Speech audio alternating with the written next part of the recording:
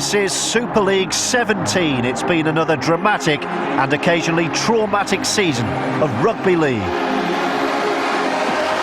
Leeds went into the season as champions. 2011 saw Super League's current super club win their fourth grand final in 5 years. And Leeds are the champions of 2011. We enjoyed being champions at the end of the year. It was a great playoff run for us and a great win in the end, but we've got to get that emphasis that you can't live on being champions. I know on the TV we'll be branded as champions all year, but as far as we're concerned, as soon as we start this year, we're not champions, we've got to get it back. Wigan were among those lining up to challenge for the Rhinos' crown. The Warriors were under new management. Shaun Wane replacing Michael Maguire as head coach. 14 teams were on the starting blocks, and after spending the winter getting set for the summer, there were new faces everywhere. Widnes Vikings were back in Super League for the first time since 2005, with Dennis Betts in charge. In London, it was a case of meet the new club, same as the old club. The Broncos' name was back on the beat. Terry Matterson was replaced as Castleford coach by Ian Millward, and there were new men at the helm in Hull, Peter Gentle and Craig Sandercock taking over. Richard Agar moved out of Hull to Wakefield with his first challenge to find some players. The Wildcats needed an entirely new squad. To get the calibre of squad that we've got together in such a short period of time, I think we can be reasonably happy with that. It's not the finished article by any stretch of the imagination, but we're confident that we've got enough players with plenty of skill about them in there to get us around the field and hopefully cause teams some problems. Phil Vivers, aided and abetted by Sean Long, was hoping to bring some smiles back to Salford. The City Reds had a slick new home, having left the Willows behind. The Willows was a fantastic old ground to play at, but I think in this day and age that the fans sort of need better facilities and the players appreciate a better pitch, and hopefully we can just give them good performances. We can keep getting bigger crowds down here. The headline departures included James Graham to the NRL. Matt King returned down under, so too Danny Baderas. Joel Tompkins switched codes, but Lance Ahaya arrived at Saints. Playing in this competition to lift that trophy at the end of the year. The last 4 or 5 years, I guess this team hasn't been as successful as what they've wanted to be. So with myself and a couple of new boys and the rest of the guys that are here, hopefully we can turn that around. Trent Waterhouse was a new name at Warrington. The Wolves had finished 2011 without a trophy. Leon Price exchanged St Helens for the south of France, and Andy Lynch left Bradford for Hull. There was a new sponsor too. Stobart Super League had arrived. It was New Boys Widnes who got the season up and running. The Vikings were playing their first match at this level for 7 years, and on one of the coldest weekends of the winter, Super League 2012 was underway. Richie offside. Over the top of one, finds Ben Cross. Ben Cross drives it forward. Got to be a good kick. And it's from... Oh, it's a try here from Danny Craven. It's a try from Craven. He followed it up himself. And he scores the first try of the season for the Widnes Vikings.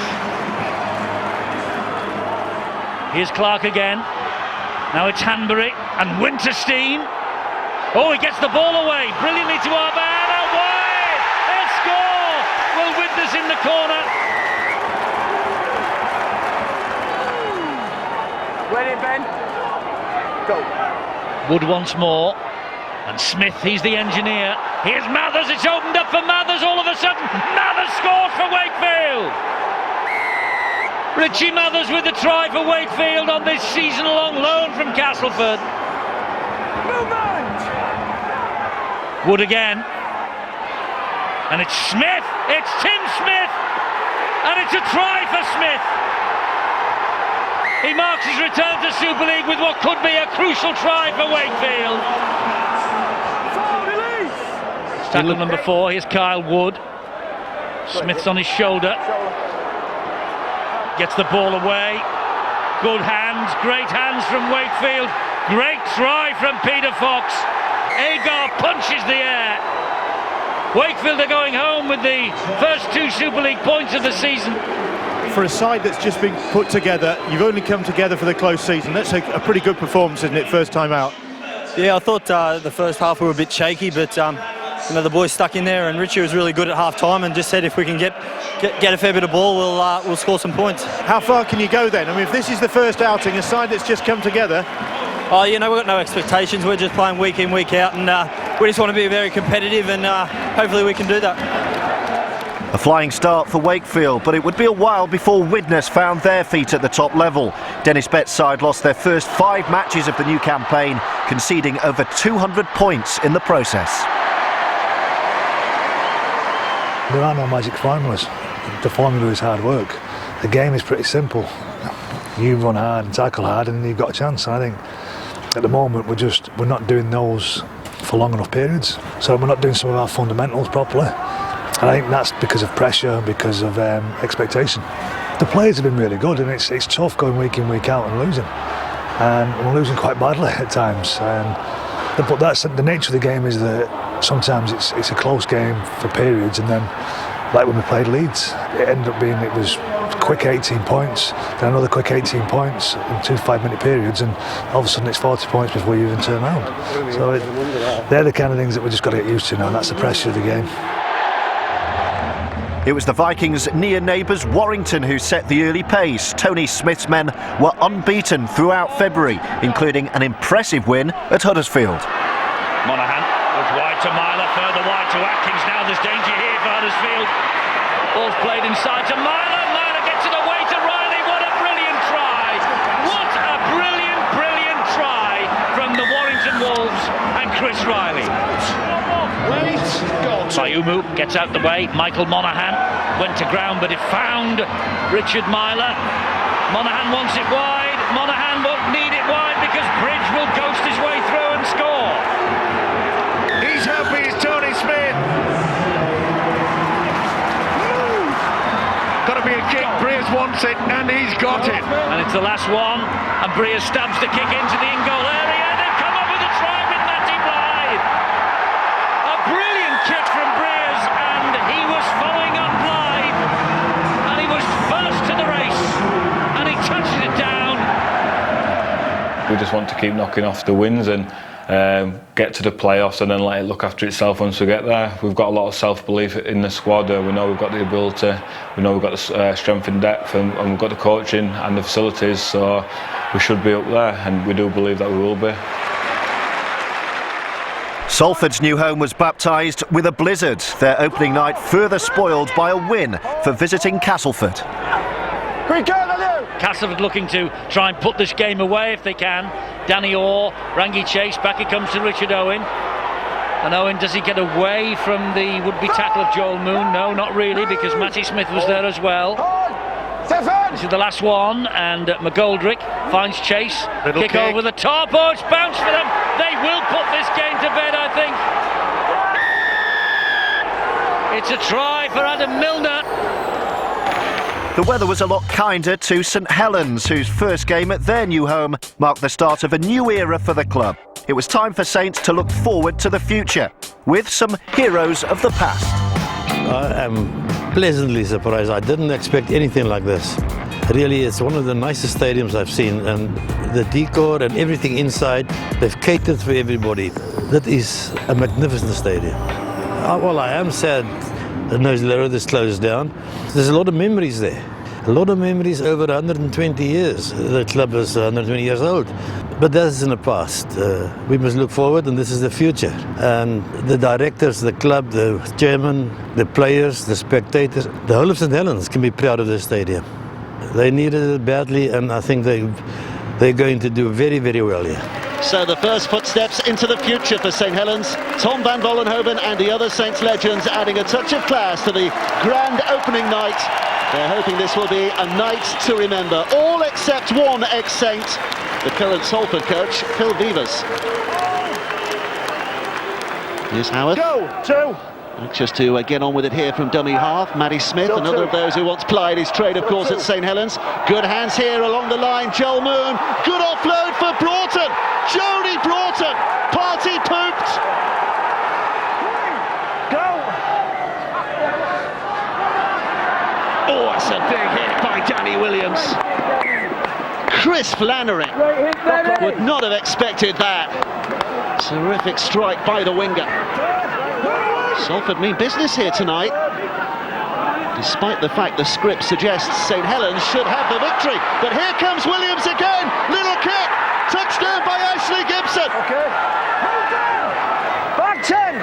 Here's Roby. Go. Third. Up and away again from Dummy Half. Into the hands of Dixon. Andy Dixon. And here comes Roby. Spinning away. Again a little kick through to perfection for Andy Dixon. And a second try for the St Helens youngster.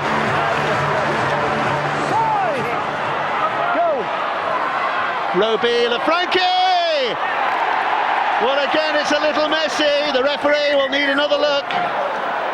But one angle suggests he's definitely grounded it here. And he has a try at the very last for St Helens. Don't be messing about in the rope, come on. Video referee will confirm it.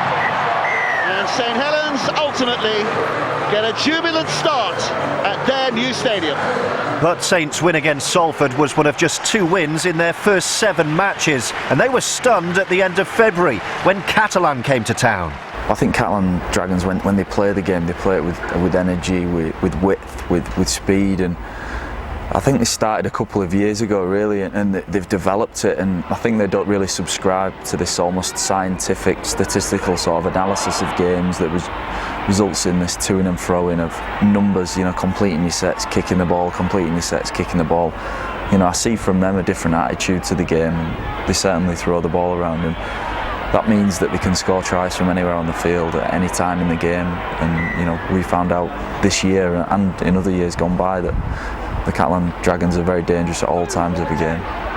Go. And it's with Gaskell. He drifts the kick in behind the defence. Foster is there! First try for Jamie Foster. First try for St Helens. Move! Wait! Go. There's Ian Henderson. Short ball from him. They are in here with Remy Casti. Wait! Go. Gaskell gets it to Lomax. Drop of the shoulder from Lomax. Brilliant pass. And Lafranchi is over under the sticks. Anthony Lafranchi. Wait! Go. Here's Roby. And here is Wellens. And Wheeler will score for Saints. Gary Wheeler with the try. A metre away from the line, Roby fires the pass then. Gaskell to Lomax. Lomax looking for the runners, it's Wellens. Wellens then to Shenton. Shenton, brilliant pass away. Wonderful pick-up by Nathanson. Payer plays the ball to Henderson. Here is Menzies. Oh, and that bounce to Blanche, and the comeback maybe is on.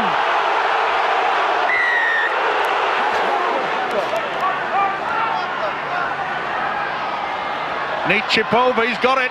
He has. And here's Millard. Did well. Millard crossfield kick looking for Damien Blanche. Great take. Foster loses it. Oh, it's going to be a try. It's picked up by Duport and he will score. Well done. 26-18. And here is Damien Blanche. And here is Scott Durow and Catalan Dragons. 2 quick tries. And they are back with a vengeance. Play the ball. Go.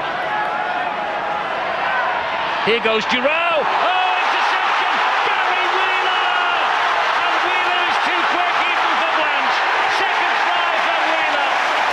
And the long pass wide on the last tackle. And Trent Robinson cannot believe it.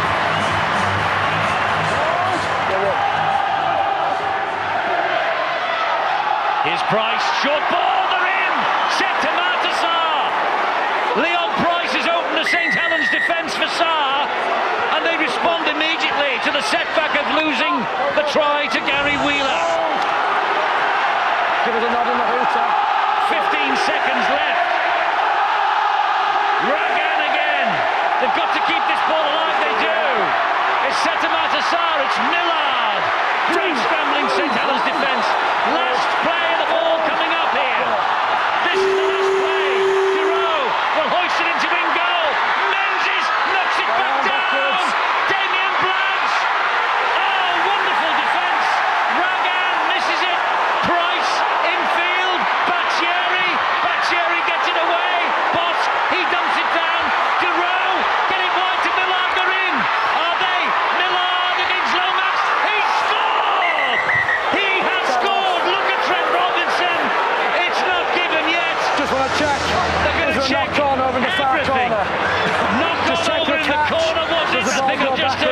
for that. And then how on earth did they keep the ball alive? And the pick up. If it's given, they've got a draw at least and a kick for a win. Fantastic. That's off the leg, that's off the heel. So it's play on. Miss kick. Onside player picks up off the ground, that's Price. It's tossed back in field. Bateri runs across field, a clean pass. They can't talk about that being forward. And Bosk offloads before that tackle's completed. Henderson tips on, so does Duro. And then we've got Seta-Matasar drafting across field, trying to get on the outside. Throws the pass to Daryl Millard. Step back inside and grounds the ball. They have got a draw at least. If this goes try in the screen, the Saints fans can't believe it. I don't know what they're booing about. Everything has been looked at, top to bottom. Steve Ganson will say, try to the Catalan Dragons. They have a draw at least. Duro with the kick to come to win the match off the touchline. This kick to win the match for the Catalan Dragons. He has kicked it, has Scott Duro. It's a famous win for the Catalan Dragons at the home of St Helens, and the Saints fans cannot believe what they have seen. You were out of the game at half-time. What a turnaround. Yeah, we weren't playing too well, and to St Helens' credit, they just had us in the first half. We couldn't keep up. We had no field position, but you know, it's a good sign to be able to come back and win the game from there. You know what I mean? So it's a good fight there. Can you just give us a clue? What did Trent say at half-time? The discipline, he spoke about the discipline, obviously, and we didn't change what we come here to do. We believed in what we do was going to work. We just had to fix our defence and discipline, get some field position, and we know we can always score points, and that's what happened. You know, it's great to be part of that. I don't view that as a hugely negative thing that I need to, you know, shut out and forget about. I think you can take so much from games like that where we had a relatively young side, and it's a fantastic tool to learn lessons from. Getting beaten in those circumstances is probably one of the reasons why we've come good towards the end of the year. Those kind of games are real character building games, and you either go two ways. You sulk about it and feel sorry for yourselves, or you just get on with it. And I think to our credit this year, we've got on with things. There was an early wake-up call for Wigan, beaten on the opening day by Huddersfield, who are modelling an outrageous new away strip. The Warriors, though, got back on track with an early victory against the champions, inspired by a Josh Charnley hat-trick. Hughes. It's reasonably impressive so far tonight, the youngster. Here's Tompkins now. Takes a couple of players out with the angle of his run, and Charnley putting the foot down, looking for the line, this time inside Brent Webb. And Charnley by the sticks. Here's McAlorum. Tompkins again involved, and Tompkins ripping a hole in that Leeds defence and laying it on a plate for Charnley to get a second.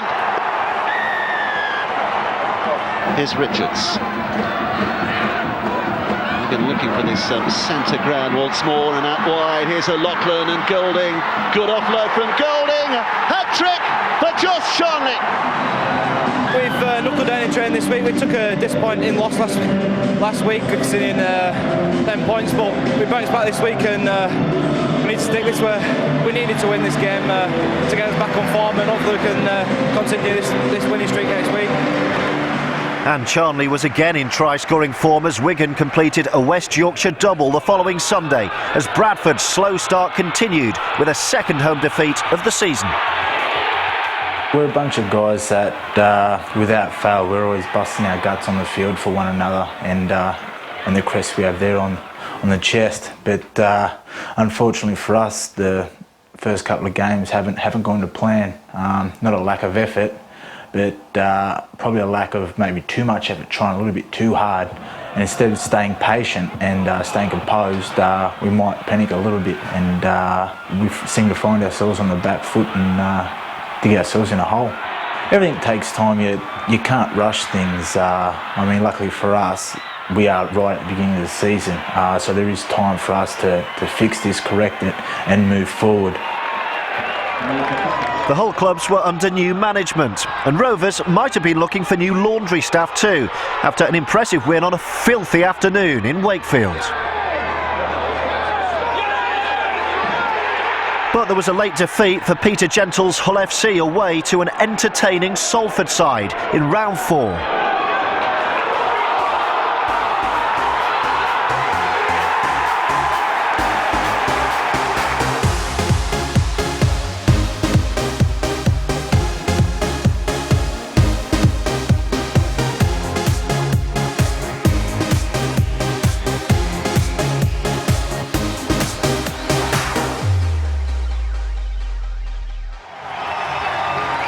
There were more giant strides from Huddersfield in March as Nathan Brown's side took over at the top of the table.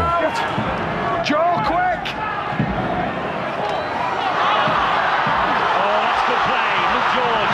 Robinson is hurling at them. Support George, though, has backed himself. Bounce perfect.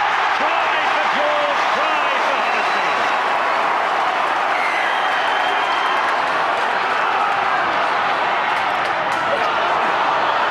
Down for George, it's a try for George, second try. Wonderful stuff from Huddersfield. The early season signs are they're out there this year to give everyone a run for their money. And I think it's worth making reference to perhaps a side like Widnes, Eddie, who would maybe have to take a 10-year plan. It's taken 10 years for Huddersfield to go from the bottom to the top, and they're no consistent performer. Here's another try. It is, it's a hat-trick for Luke George if the video referee Phil Bentham gives it. They're looking for a strip and how the ball came clear of the Castleford man. But it looks like a night now then, was it? Or has he just dropped it? I think he might have just dropped it. And this is going to be confirmation, I think, of his 9th try of the season. It is. It's just an honour really to be able to get over the line. Credit to all the boys, you know, for providing me with the chances to be able to finish them. That's it. It must be a joy to be playing in this side with the confidence it is and the ball players you've got as well to create. Yeah, you know, with guys like Danny Brough and Kevin Brown in your team, and Scott Griggs ball playing, Luke Robinson, you know, I could name all of them. You know, it's just great to be alongside them, and with the ability that they've got, you know, it's real good to play with them. The guys have been coming to train, and pretty much all pre-season the guys that have been fit have trained really well and put a lot of hard work into their game individually as a group, and they've got a fair bit of reward. But we need to keep getting better and keep competing in big games, and obviously improving the big games the more we play in them. You know, we've made some real drastic changes to the way we play. We've made some positional changes this year, and it's only early, but you know, we feel our attack's definitely going to improve, and it's going to help our attack with what we're trying to achieve. It'll have its ups and downs, I'm sure, and with our defence, you know, the second half of last year was probably the worst we've defended in the past 3 years. We lost our way a little bit there, so we've obviously put a lot of time into that in the pre-season. And again, it's about consistency in the good sides, those really top sides, you know, like a Leeds who have won 4 grand finals, or Warrington who have won 2 or 3 trophies in the past few years, or Wigan who have won trophies. You know, they're generally doing it over long periods, and that's the key for us. There was a landmark moment for the Warrington centre, Ryan Atkins, away to Bradford. And it's picked up by Ryan Atkins, and Atkins is away. They're going to chase him, but they can chase all day. Riley gets in the way, and Atkins is through to score what would be his 100th try. It's always good to get your name in the papers, and to achieve 100 tries is a great accolade to have, but it's from a lot of hard work from the big lads in the middle that I've played with, all the forwards, us so-called prissy boys out wide get his name in the papers, but it's the guys in the engine room that do all the hard work, and it's them who really should get all the praise and the accolades. Warrington's credentials were put to the test in March with fixtures against the previous 2 teams to win the Super League title. First up, a trip to the home of the champions. They're just 8 metres or thereabouts short of the line. Maguire. Oh, that's lovely from Maguire.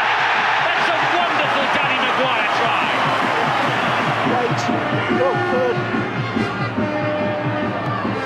And this could be an overlap. Webb, they come wide and find Ryan Hall. Cuts inside, he gives it to Hardacre. It's a walk-in for Hardacre. Leeds take a decisive strike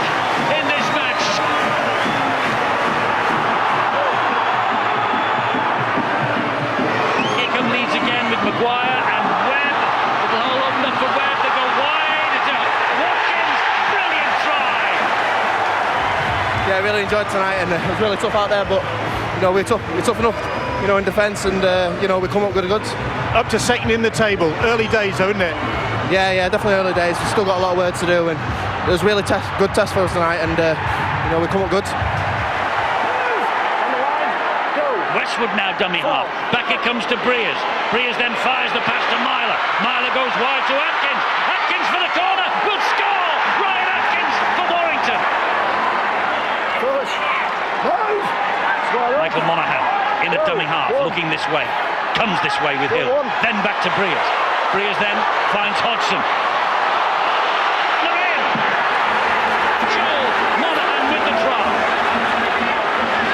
Right, that's 3 in a row against Wigan here. You can see how much that means to you. Yeah, definitely. We've not been playing the best recent weeks, and today to put in a performance like that against a great team like Wigan, it's brilliant, and we really did dig in deep. It was a really fast game, and even for me out wide I was struggling with pace, so I don't know what it was like for the lads in the middle, but yeah, we really dug in, and all that hard work through the week paid off.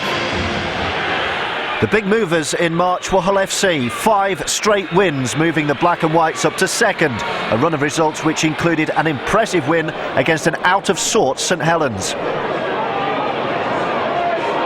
This was a third defeat in 6 games for Saints, whose coach was starting to feel the pressure. Disappointing, you know, we established the lead a couple of times and let slip away, and we had a good talk in the dressing room after the game, and I think we've got to accept we're not playing like a top 4 side. We're not playing like St Helens generally play. I think we've gradually lost a little bit of confidence in ourselves, and the first thing that goes there is communication, and there was no communication out in the field tonight. And me watching the game, I sort of didn't know what we're doing, you know, which is, you know, I'm the coach, I should know what we're doing, and we sort of wandered all over the place. We never played as a team. We tended to play in 3s and 4s and not as a unit, and you know, from my point, that's not good enough. We've got to work very hard, and we've got to believe in each other. You know, we'll come out the other end of it. But things went from bad to worse for Saints at Bradford as a young side suffered another defeat. Saints parted company with Royce Simmons, the first Super League coach of the season, to lose his job.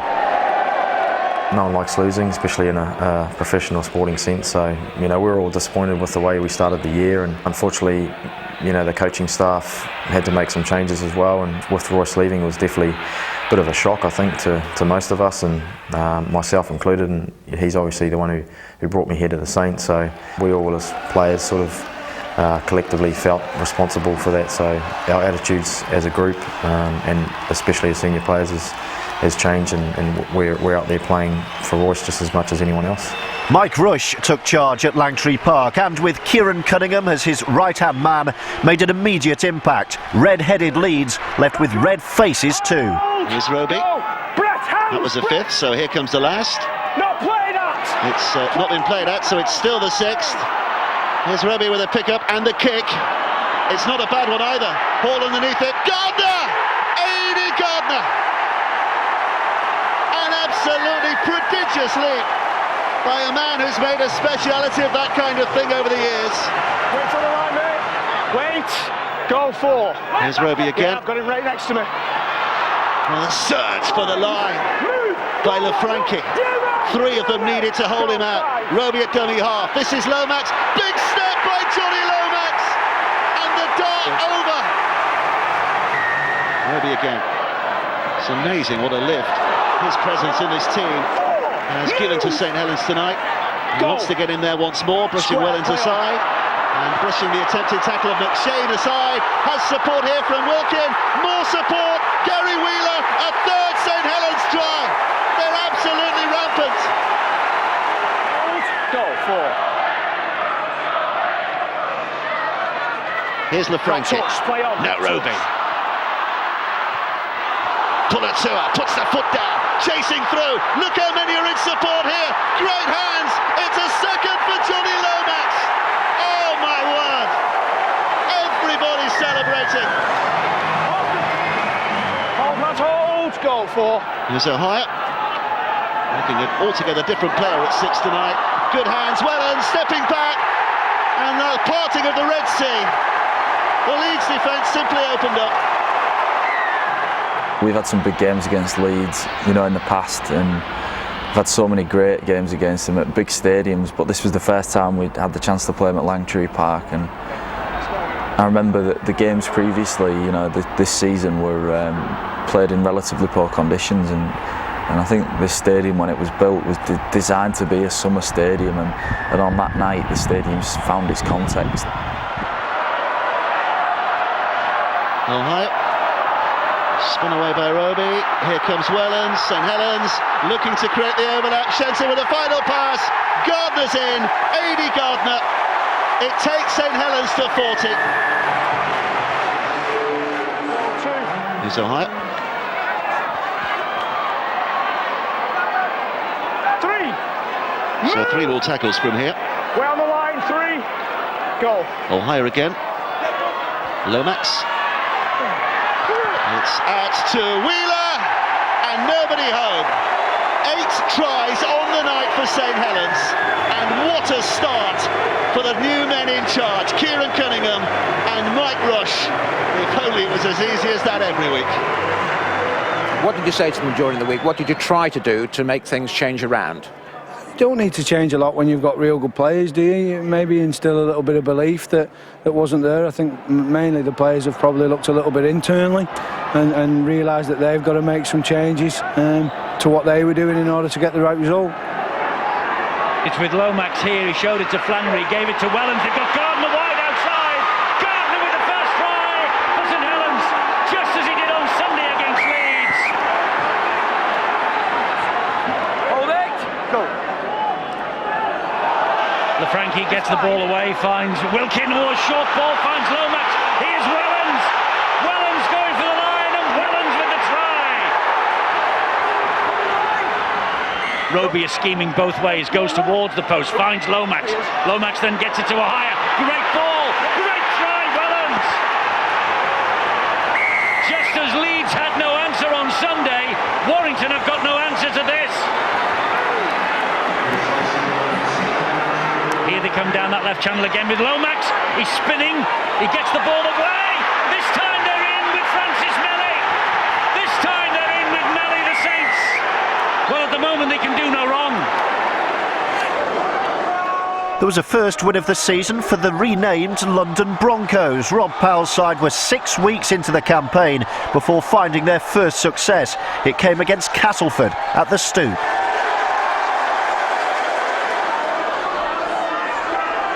Widnes got 2 points on the board as well. Their first victory came in sensational circumstances with a dramatic drop goal success on the I-pitch against Wigan. I expected a couple of wins in the first half of the season, or first part of the season. Where I didn't expect us to get a win was Wigan, and I thought if we can be competitive and we can show our hand, then it'll be a really good result. I think that's one of the things we talked about all year, is about actually if we're actually in the fight, we've got a chance of scoring some points and staying and getting a win. But we needed to find a way of getting into these fights. We found a way into the contest, and then it was just a great drop goal. O'Brien now at dummy half. Back it comes to White, who goes for the one-pointer, and incredibly, Widnes lead. The luck was smiling on us that day, and we got a deserved win. When you look back on the tape, it was Wigan came after us and got their points, deserved their points, but we deserved ours as well.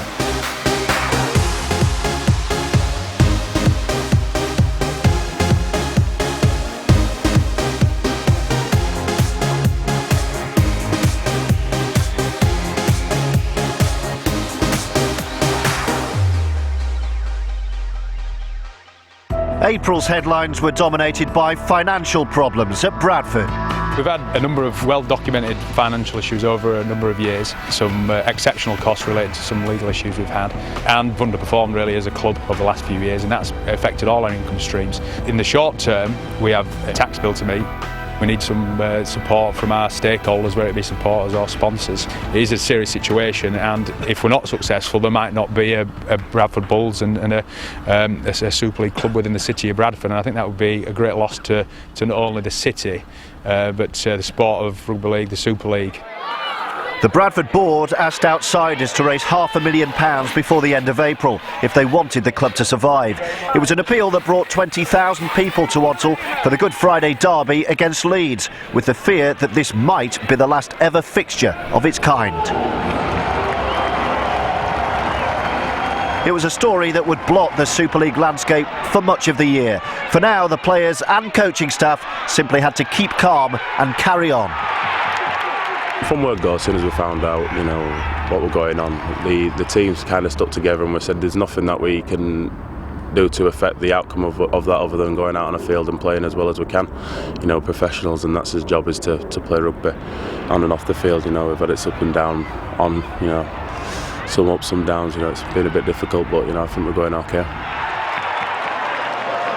2011 Man of Steel Ranky Chase inspired a Castleford win at Wakefield. The Wildcats were sinking, level on points with Widnes and London at the foot of the table. And there was a hat-trick hero on the west side of Hull. Here is Radford, try towards the end of the first half, which helped level the scores. And Hull looking to score first in the second half. Turner, and Jordan Turner for the line. Can he get it down? The Hull fans behind those posts reckon he has done. Referee Richard Silverwood isn't so sure. He wants Ian Smith, the video ref, to take a look at that. He thinks, by the look of that there might have been a rover's hand underneath the ball. He's got no purchase on the tackle whatsoever, but I think he slotted his hand in the 10 centimetres that's between the ball and the ground. Ian Smith, for the third time in this derby match, having to decide on this one. What's his verdict on Jordan Turner's effort? It's a try! Benefit of the doubt, I think that's supposed to be. Houghton, Seymour, McKinnon gets the ball away to Turner. Turner back in field. Tickle is tackled. Great defence that time from Clinton. On the last, Turner will get down for his second try of the game.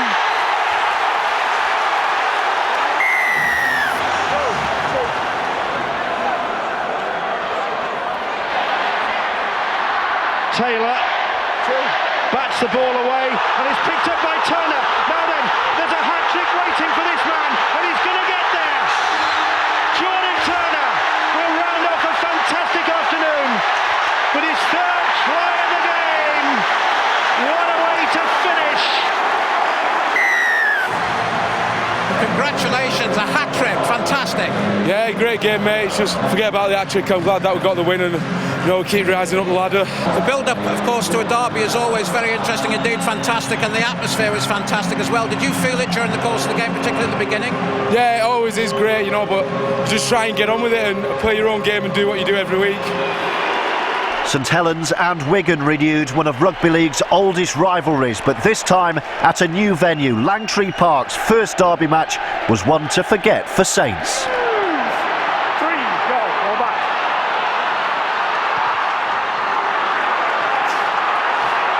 That's a better kick from Lantahaya. He's getting there as well. Oh, Tompkins is dropped it. Here is Nelly. Nelly, does he get it down? The touch judge has stayed this side of the corner post. This is going upstairs to the video referee, James Giles. Has Francis Melly touched this down? Doesn't matter that the corner post went over. Try is given to Francis Melly.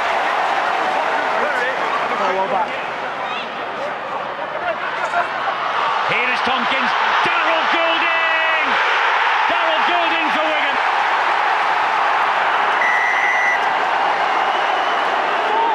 Move! Right, Saints. Stay back. 4. It's McIlorum again to Luluai. Here is Finch. Short ball, the through and in. It is George Carman. Delight for Sean Wayne. Stand. Goal 2. Wigan's line is held firm. Can the Saints hold firm? Brilliant offload. Great try, Sam Tompkins. Brilliant offload.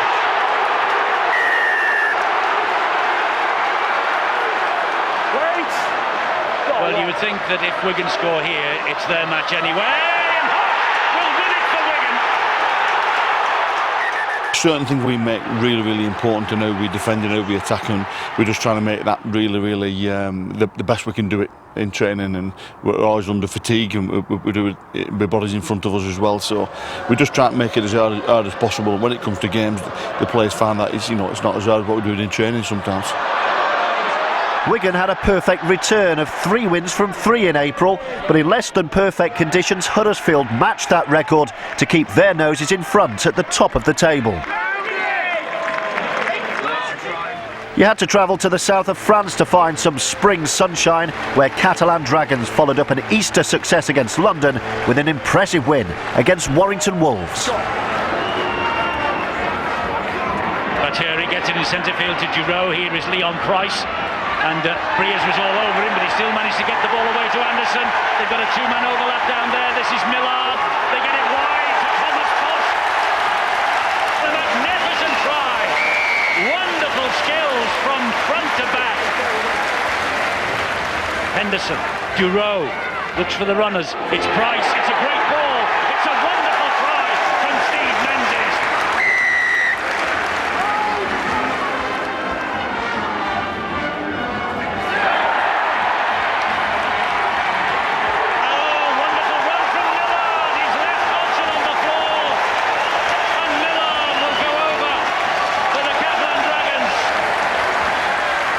Do you think this Catalan Dragon team has the air of a grand final side? It's a long way out, I think we got some a special bond in the team, and the boys can put it together when we're on, so we just got to keep building it and getting better and better each week, and it's a long way to go, but it's a great side to play for. Very exciting, style of footy.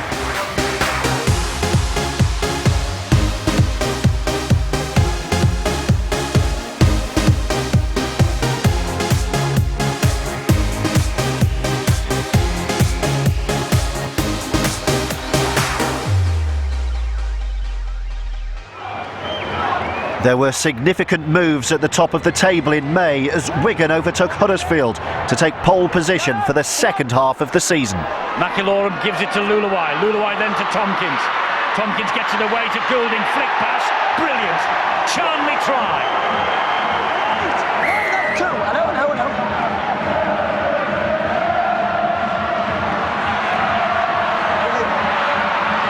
Here's Tompkins. Here's Tompkins. There's a try for Tompkins. How does he put these balls down in circumstances like that?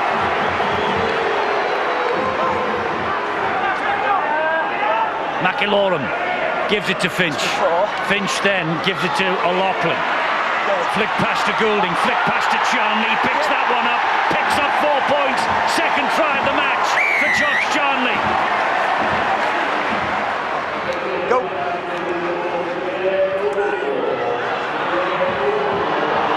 They've got 4-on-1 overlap. This is Gareth Hogg. The ball goes out wide to Carmont, and Carmont gets his second try, and Wigan probably secure themselves with a 2-point gap at the top of the table. First v second, how significant a win this for Wigan? Yeah, it's a great win for us. We beat us the first game of the season. Obviously we felt like we owed them one, and I think we've proved ourselves today, and we're on 2 points clear now. We've got a good mentality what Shaun Wane's brought in there. We've got to play any place, anytime, anywhere, so we're just taking each week as it comes, and we know teams are going to step up to Wigan Warriors because no one likes playing against us. They know how strong we are in our attack, and in our D we're pretty ruthless, so a lot of teams don't like that.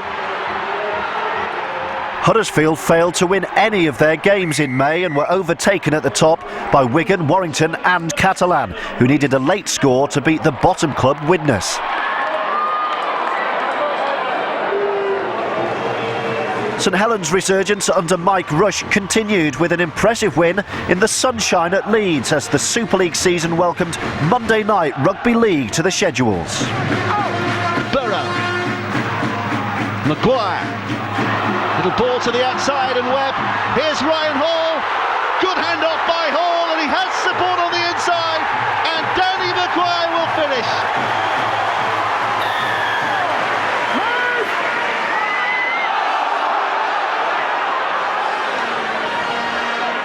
Fuller with the offload. It's carried on by Roby, who's got Lomax with support on the inside, and when his options run out, here comes Wellens. A punch of the air by Mike Rush. It's a typical St Helens effort. Burrow stands and waits again. Lots of support on that left-hand side. Jamie Jones Buchanan stretches away. The inside pass opening up the Saints defence, and Leeds have the lead. Roby. They'll go in search across that line. They're developing an overlap here. Shenton has support from Makinson. Has he got this down?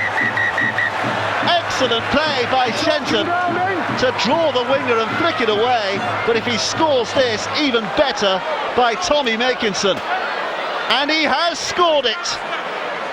Remember, the flag not involved, the try is confirmed. Lanso higher. It's shifted away, and here's Soliola. Soliola with Lomax. His pass started it, his dive finishes it, and St Helens surely now in the lead. Leeds hanging on here at the moment, and they have to do. Roby spins it away. How big was that gap? And John Wilkins in for the try that surely caps it for St Helens. The Magic weekend took the Super League clubs to the home of Manchester City for the final round of fixtures in May, and Leeds' Danny Maguire helped the weekend live up to its name with 5 tries against Bradford. Luluai, Maguire, little step, first points of the game. 4 tackles gone. Webb, long pass finds Maguire, beautiful pass, spin from Maguire, the Bulls players absolutely astonished by that.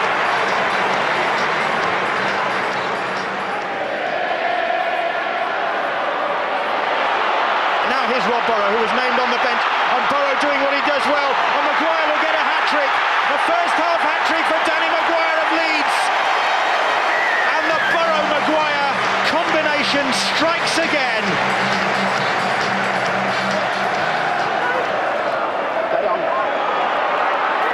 Sinfield goes on a run, he's got some support on the inside, and Maguire will get 4! 4 for Maguire! What a magic weekend Danny Maguire is having! Here is Webb now. Webb bouncing off 2 challenges on the inside. Maguire will get 5! Danny Maguire, his 5th of the game! It was second time I scored 5, so it was... But again, it's you know, personal stuff that you do. It's, you know, it's all about the team, I think, really, and getting the win. And, you know, obviously a local derby against Bradford, and, you know, to get 5 tries, you can ask anybody. It's a, you know, it's a real honour, and you always feel, you know, pretty privileged to play in such a good team. There was an eye-catching performance from the Salford City Reds, who inflicted some Manchester misery on Huddersfield. Patton comes into the line, must be a try, is a try for Salford, a second try for Joel Moon. The Red Moon is rising here. 3. Neat little move from Holdsworth to Moon. He loses his footing, gets back on his feet. He's got the try pass, he's got the try assist to Jody Broughton. And there were 5 tries for Warrington's Joel Monaghan. Into the last few seconds at the Etihad. Morley, the offload. Grix with the kick. Monaghan will chase. Isa lets that one go. Now then, has Monaghan got 5?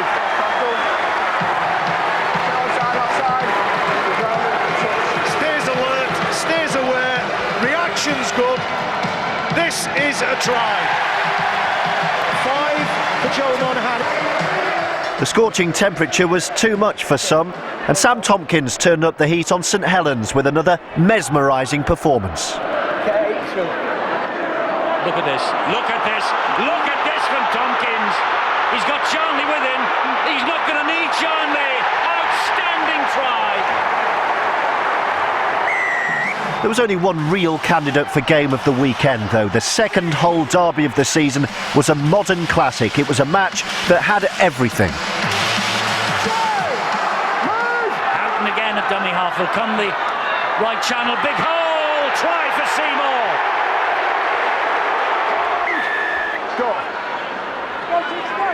It's Blake Green. Gets it wide. It's Hall again. Tries to hand off. Martin and does. And Craig Hall goes in against his former club.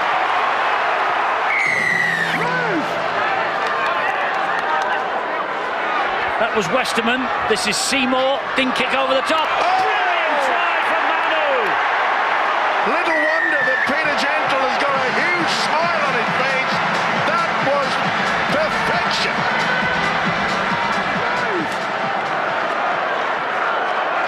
Here is Seymour. Dab over the top.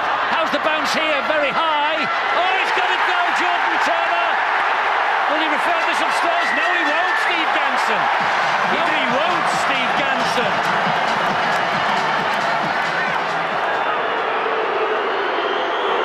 It's Craig Hall. It's a lovely flick pass. It's latest. They will not go away.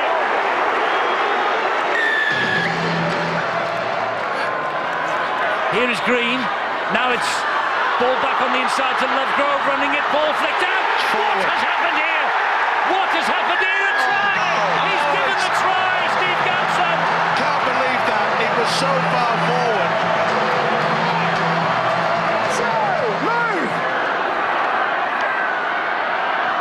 The black and whites are so near yet so far. Good hands from McDonnell. Out wide it goes to that man Hodgson. He gets through the first one. Hodgson's down the line.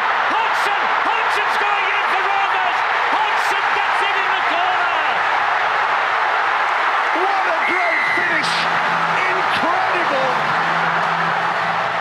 Like you'd lost the game and yet you plucked it out the far. Just sum up your emotions at this time. Oh, it's pretty unbelievable. We're down in the dumps when they scored that try. They put them two converted tries ahead. And we dug deep and we needed that win, so yes, it's great. Sometimes you need a little bit of luck. The try you scored appeared to come from a suspiciously forward pass. Was it forward, do you think? Oh, you take them when you can get them, mate, so I'm not too sure. It's one of the best comebacks we've ever seen in Super League and certainly one of the best we've ever seen in Magic. Is it one of the greatest games you've played in? Greatest derbies, certainly. Yeah, definitely. Obviously being a derby, to win the game in the last few seconds, it's it's pretty massive, but yeah, it's just good to win it, mate.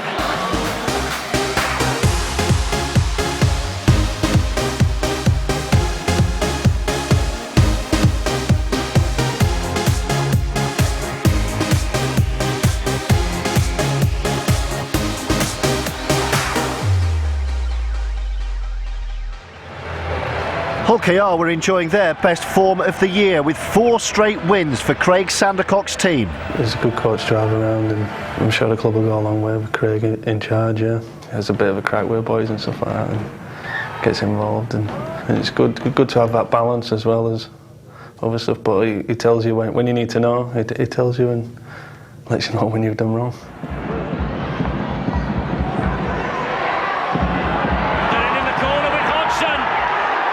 The first blood to Hull Kingston Rovers, courtesy of David Hodgson, who's in a fantastic run of form. Oh, it's Galea who's gone through a huge hole and touched down behind the sticks.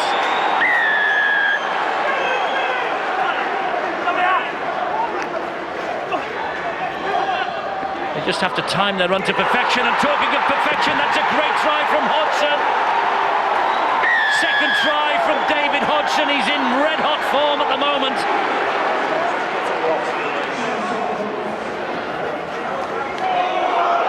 And here's Craig Hall siding through just to seal the victory for Hull Kingston Rovers. You know, they've won their last 4 games now in some style.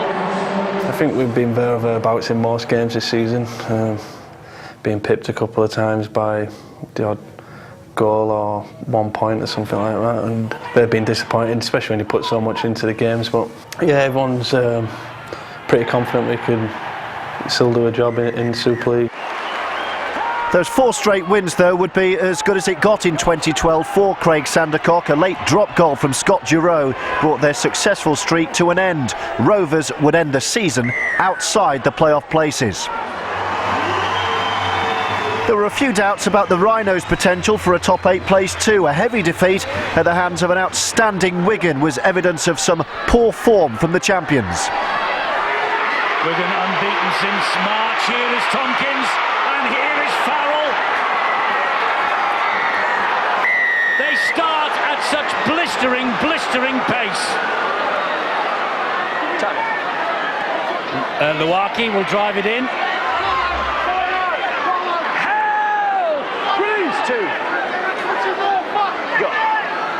McIlaurin again, gets the pass away to Finch. Finch, short ball, through the gap, Sean O'Loughlin. That's his 70th try for Wigan in his career. Tompkins is away. Finch to Tompkins. Tompkins glides across the turf, gets the ball wide to Carmont, and another try for the Wigan Warriors. When Tompkins puts the afterburners on, it is fantastic to watch.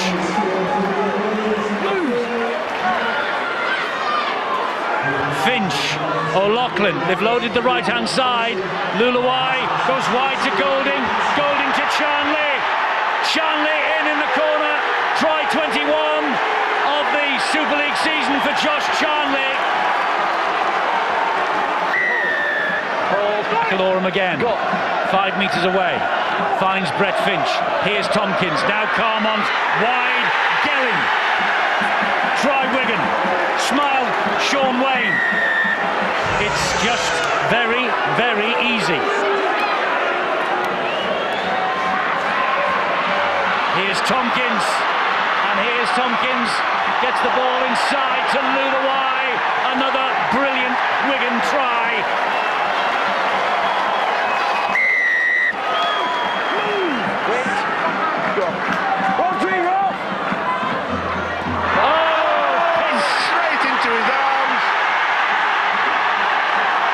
Tried a chip over, Finch just picked his pocket, and Wigan will get to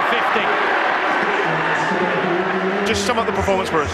It was outstanding. I think, for an effort like that, there's not many teams come to Headingley and put 50 points on them, and especially not when before the game, people are saying, this is your time to lose. You've got 5 of your top players out. We've got people, Roger Lloyd making his debut, Don Crosby, Logan, lads that they're eager to play, and they showed that today for 80 minutes.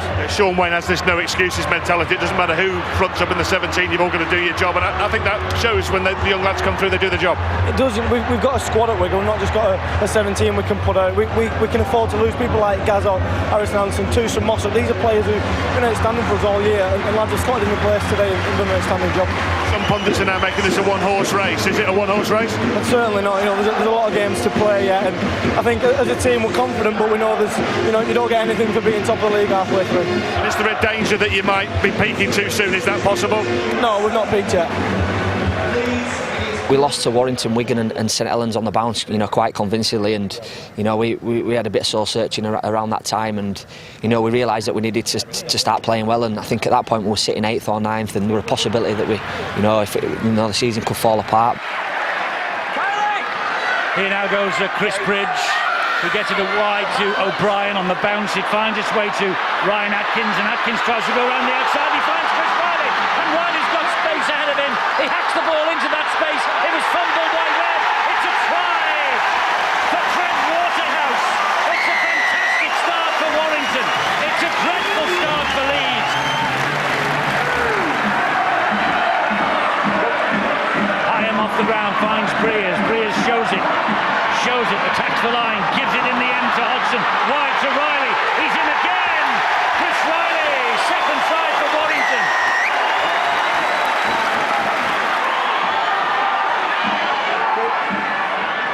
O'Brien finds Breers. Breers slides the kick to the in-goal area. Try for O'Brien. What a start from Warrington. They're doing to Leeds what Wigan did exactly 7 days ago. Go to the side. Go. Will it be a grubber again? No, it's back onto the inside. How many times has he done that? Oh, scored! He might well have done here, Gareth O'Brien. He might well have scored. I think he gets the foot down just before he gets the fingertip. It's a try. I think there's daylight and there's a shadow underneath there. I think this might be given. Absolutely remarkable. It's a try for Gareth O'Brien.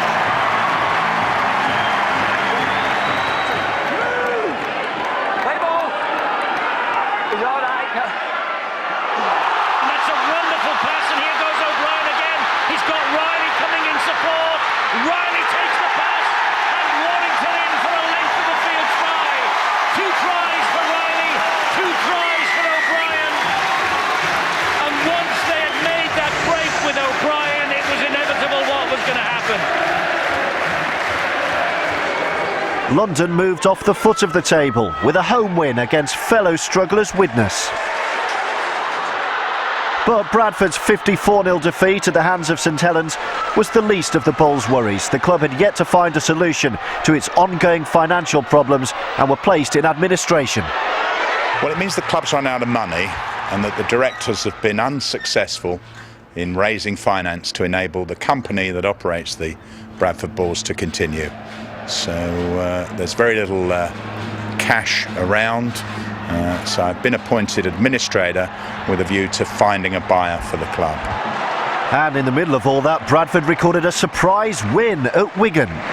We spoke earlier in the week and we wanted to carry on with a positive attitude, and we had a meeting earlier on in the week and everyone said we'll stay on board with it and we'll keep working hard and we'll keep fighting and hopefully the Bulls can be saved.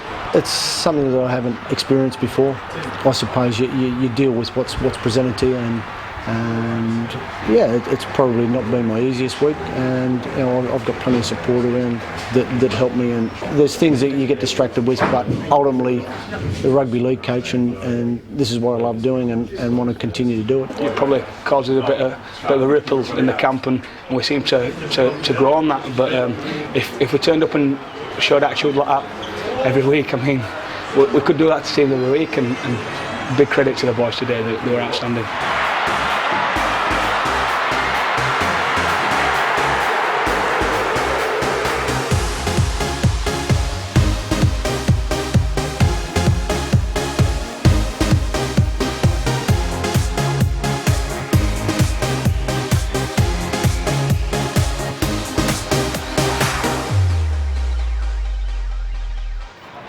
Just one win in 5 matches had seen Huddersfield fall from 1st to 5th, and another defeat at Hull meant further problems for Nathan Brown. The boys are disappointed at the moment, because they did put a lot of effort in. It's not like the effort wasn't good enough, but we did 20 minutes against Hull KR and things went well for us, and then we fell away, and then we did 80 last week against London, who aren't doing as well as obviously Hull on the table, and Hull are a good team, and when you don't do it well enough for long enough, you get what you get.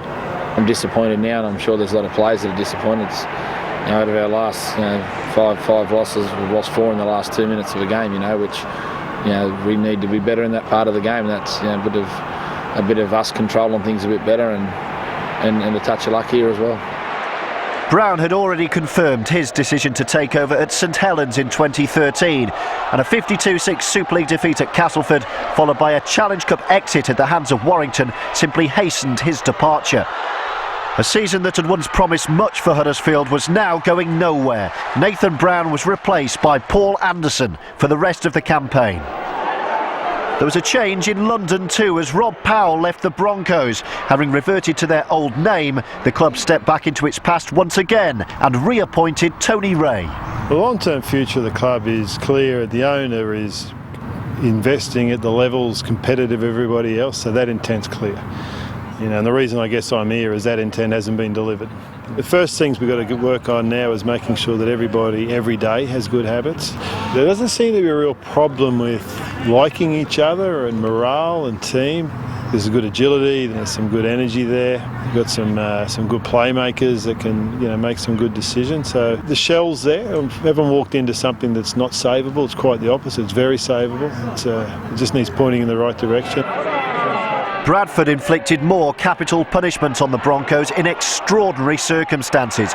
Coach Mick Potter and many other members of the club's non-playing staff were made redundant before the game, returning on a voluntary basis for the rest of the season and steering the club through its remaining fixtures.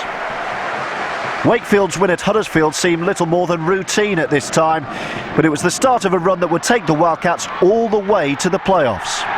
Our form since the Challenge Cup semi-final, we had a week off totally from training and had a break, and we came back and the great run of form started with the Huddersfield game, and something seemed to click after that week off. As a fullback stood behind the defensive line, I think Huddersfield maybe had 1 or 2 sets in our own 20 throughout the whole second half, and I remember thinking to myself, this is unprecedented. We haven't been like this. We haven't been as dominant like this for all season. And then we went on and won quite convincingly in the end. But I do remember sort of from a defensive point of view, because we've always attacked well. We've scored some great tries, but defence to restrict the side of Huddersfield's quality to only 2 opportunities on your own line in one half of rugby league was one sort of vivid defining moment, if you like. Wait. Go. 1. Ellis, Smith, Sykes trying to go past Sinfield and doesn't, scores! Tremendous effort from Paul Sykes.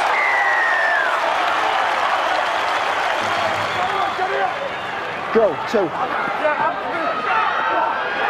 Here is Sykes again, and Kermond, they're in again, the Wildcats. Danny Kermond with the try.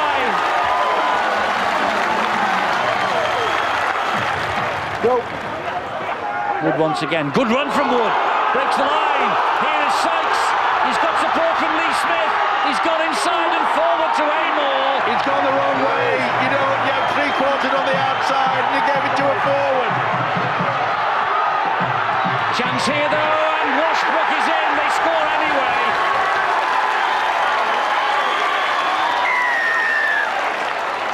Wood again, looking both ways, comes this way and finds Smith. Short ball then to Mariano. Good leg drive from Mariano. Is it too early for a drop goal, Eddie? Well, it is really, Steve-O. It wouldn't make much difference as far as the score's concerned. And it's going to be 4. It's going to be 4. Dean Collis, I think, was it? We're getting better and better every week. We've not been far off the past few weeks. We were pretty near perfect in the first half, and the second half was a bit scratchy, but the boys dug in deep. We knew if we stuck to our game plan we'd come away with a win. Sam Tompkins turned on the style for Wigan in a comfortable win for the league leaders in London. The Wigan fullback's inspirational displays earned him the Man of Steel crown for 2012. And Warrington continued the crowd-pleasing theme against Catalan. O'Brien gets the ball away, and now it's with Morley, and Morley on the last, tries to keep it alive and does, finds Cooper. This is Hodgson, they're running it, Warrington, don't think they intended this, but they're running it with Atkins, and Atkins, what a try from Warrington that is. Outstanding try. They went down a blind alley, they went into reverse, they came back out of it, and somehow they kept the ball alive. And then Atkins, a little dab behind the defence, and he gets try number 20 of the season. Mike Rush and St Helens were closing in on third, their progress aided by an impressive victory and a rare home defeat for Catalan. They're in the danger zone. Brilliant try as he stepped through the defence there. A lovely use of the feet there from Lance O'Hire, danced through the defence, underneath the sticks. Lance O'Hire comes up with a try. Quick play the ball, Roby, Wilkin back it comes to Lomax, great ball, great try from Chris Flannery.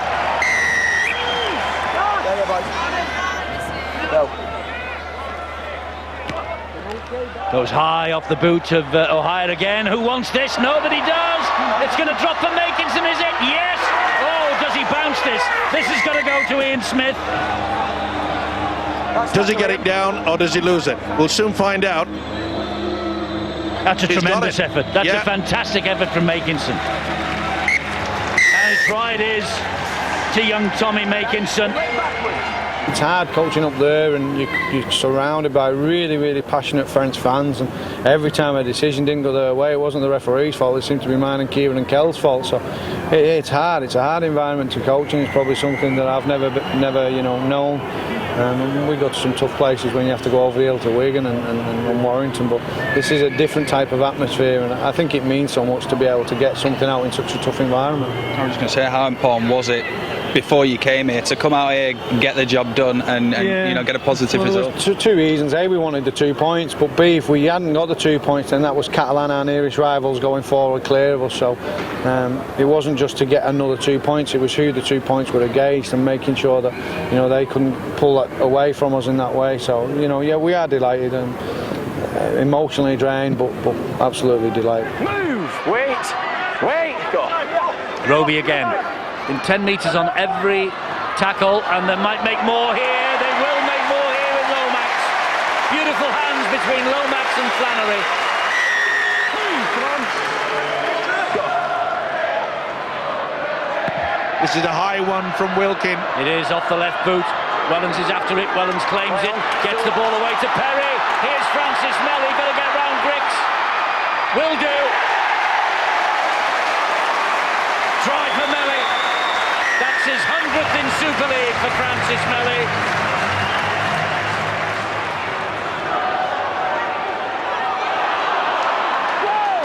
Perry takes it in on the first. Hold. Mason just trying to slow things down a bit. Oh, good ball. Lafranchi, good try. Great work from James Roby.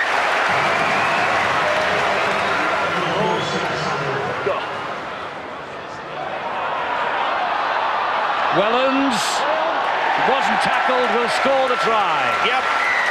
Paul Wellens, Mr. Reliable.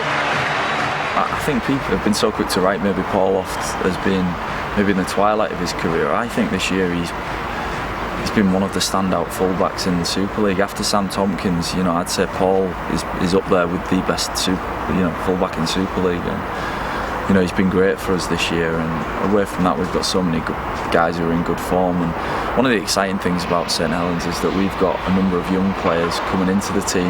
You know, the development of young players at this club has been great, and you look at the likes of Tommy Mixon on the wing, you know, for me he's been a revelation and played really well, and Josh Jones, a young player. For me, I get excited when I see these young guys come into the team and perform, and not only perform, you know, week in, week out, but in the big games perform, and you know, those guys have probably been the most pleasing part of this season for me. Saints' Jamie Foster found himself on loan at Hull, making his debut in their third and final derby match of the season. And another new face put the Black and Whites on course for the win. Oh, it's a wonderful run from McGoldrick straight through the defence. Ryan McGoldrick for Hull FC, his first for the Black and Whites. Go. And Westerman gets the ball away. Is it 6 to go? McGoldrick asked the referee. No sign from him. This is Richard Horne. Horne gets the ball away to Whiting brilliantly. And what a tackle in defence. Fantastic tackle from Scott Taylor.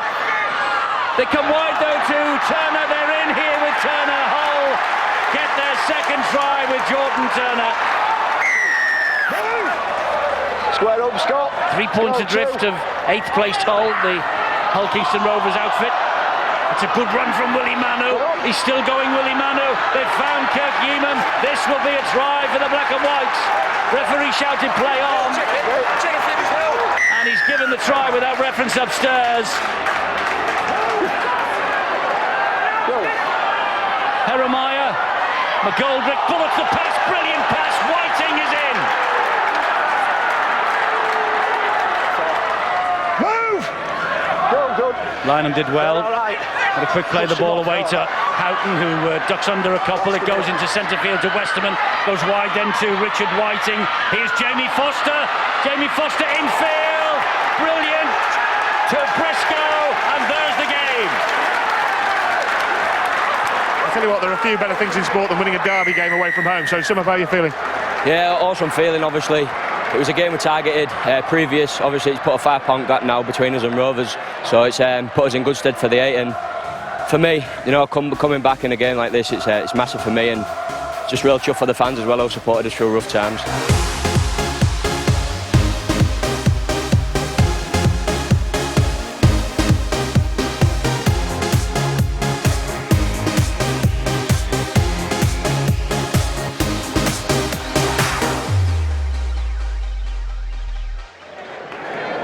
It was getting towards the business end of the season, and with Old Trafford not a million miles away, Leeds began to find some form.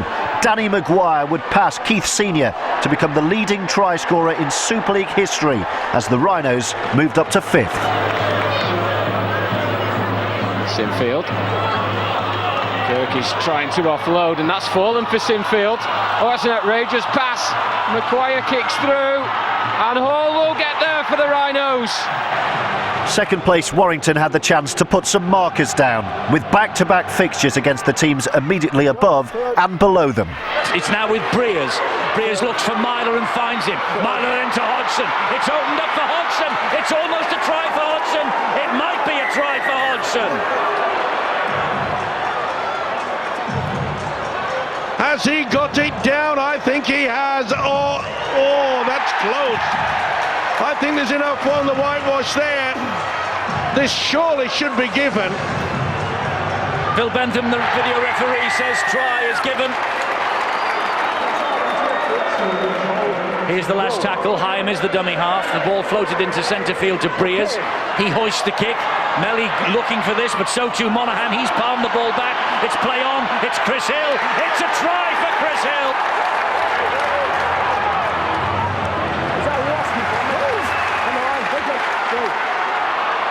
Roby's away, Lomax. O'Hire gives it to Flannery. Flannery to Welland. Short ball to Shenton. And Shenton gets away from him. And does he? Touchdown. Richard Silverwood's very close. Fred Hodgson's asking for something. Won't hear of it for Richard Silverwood. And St Helens, they reply. There's Michael Monaghan. Long raking pass to Myler. Here now is Hodgson. Short ball. Waterhouse. Waterhouse for Warrington. Monaghan scampers in again. Radford's waiting on his right shoulder, goes left and finds Breers. Breers then back to Myler. Myler attacking the line, gets the pass into Atkins. Brilliant pickup. Fantastic try from Riley. How on earth did he get that? Absolutely fantastic from Chris Riley. Have you more or less wrapped up at least second spot now? Oh, we're not thinking about that. We're just thinking about this game and what we needed to do to get the 2 points. We put a performance in. I thought the middle part of our team was absolutely fantastic. Wigan next. We'll enjoy that. It's going to be a real good top of the table clash.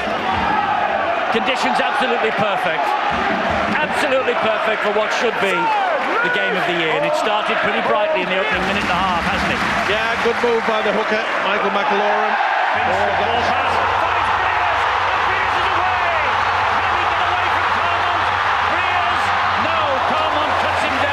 Two 34-year-olds there. Yeah, but he should have looked. He had the winger with him. Westwood awful pass from Finch. Hit the ground. Breers just picked it up. Nothing interception about that. And then Westwood, after Breers was cut down by Carmont, and Westwood with the try gets Warrington rolling. Atkins fires it to Myler. He then gives it to Chris Hill. Hill to Ben Harrison. And Harrison will get the nod from Steve Ganson. And Wigan have got no answer to this.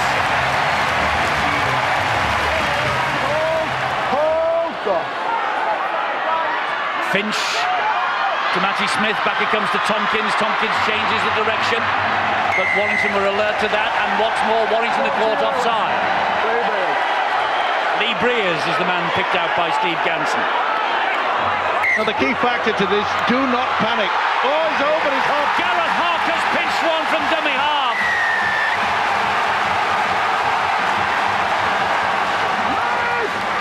Well done, Sean. Go. Myler finds Breers. Oh, Hock went to hunting. Breers gets the ball away to Hodgson. He's got Joel Monaghan out here. Monaghan in the corner for Warrington. Quick response from the Wolves.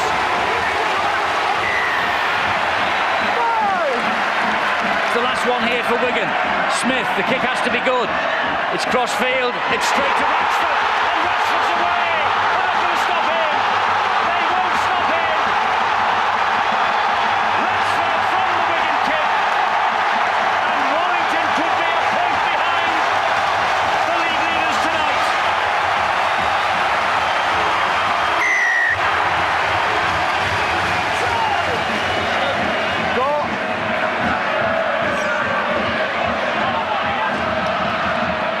Well, they've got the overlap here. Carmont, he's got Thornley. He gives it Thornley. Wigan are in. Have I written off Wigan prematurely? Hold! Breers to Hodgson. Not laying a hand on him. Gets a long pass to Atkins. Bounces off Goulding. Gets a brilliant ball away to Myler. Myler to Monaghan. Monaghan to Waterhouse. Waterhouse to Riley. Wigan did well then to keep their composure in defence. No one came out of that line. It's the last tackle. Monaghan.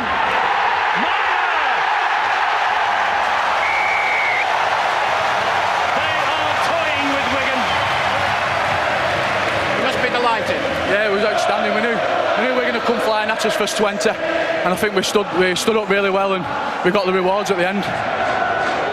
Tony Ray was masterminding a run of form for London that would ensure the Broncos stayed off the bottom. A 40-point victory against Salford was backed up by a similar success at Castleford, in which Luke Dawn registered 4 tries for London.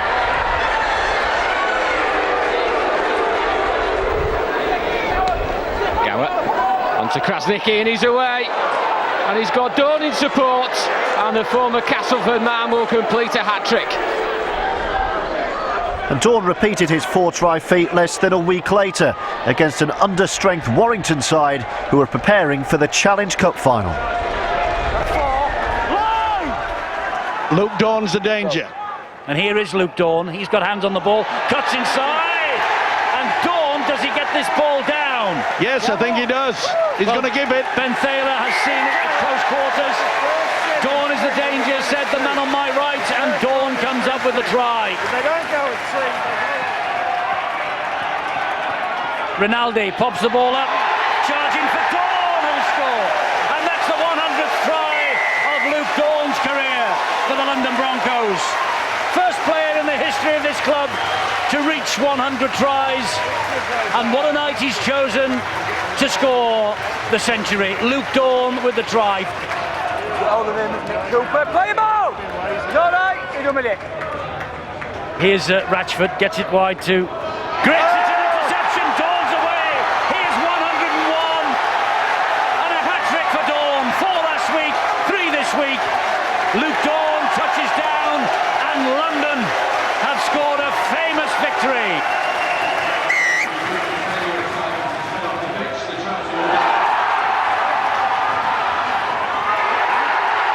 And Dawn will get number 4.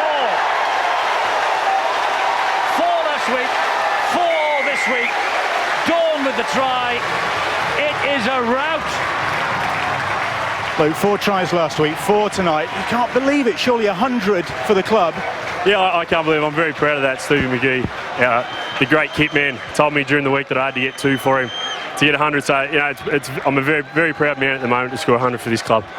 You would not, a few weeks ago, you would not have given you a prayer against the Warrington Wolves. How on earth have you done this? And rightly so as well. I think we're confident again. You know, it's been a tough year, and Tony's come in and just made us play for ourselves and play for each other. And that's bare minimum, I suppose, to play for your teammates, and it's paying off. There was a 6-point penalty imposed on Bradford for entering administration. The Bulls managed to stay in the hunt for the playoff places though. 3 wins out of 3 in August got them back on track. Now it's Lestrange, and he finds Jeffries again. Here's Langley! Try for Bradford.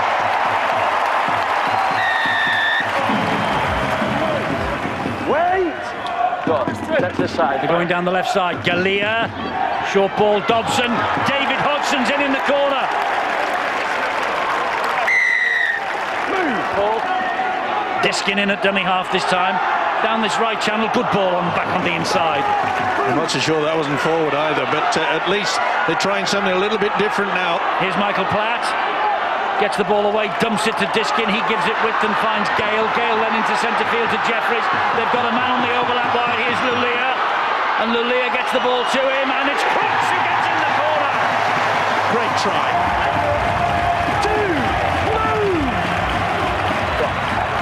Only the second tackle that, so Bradford have got a A stack of them in reserve. That's not the best pass, but it finds its way to Manakufoa. He keeps it going to Langley. It's opened up for Langley. Straight from Langley. Great try from Langley. Second try for Jamie Langley. The Bulls are alive. Just sum up what it is that's motivating you. Yeah, well, I think under the circumstances, a lot of people thought we'd probably fold and crumble, but it's just a testament to the team spirit we've got as a group of players and staff and the whole club. You know, it's an unbelievable team spirit we've got, and we've decided this could be the last few games we've got together as a group of players, so we're going to try and make each one count. 2 consecutive wins for Wakefield became 3 when the Wildcats hammered Castleford. Richard Agar's team found their form with perfect timing. A late start, shall we say, to the year, getting everybody signed up and getting them in for pre-season training. We're probably a little bit behind every club, and maybe underestimated a little bit.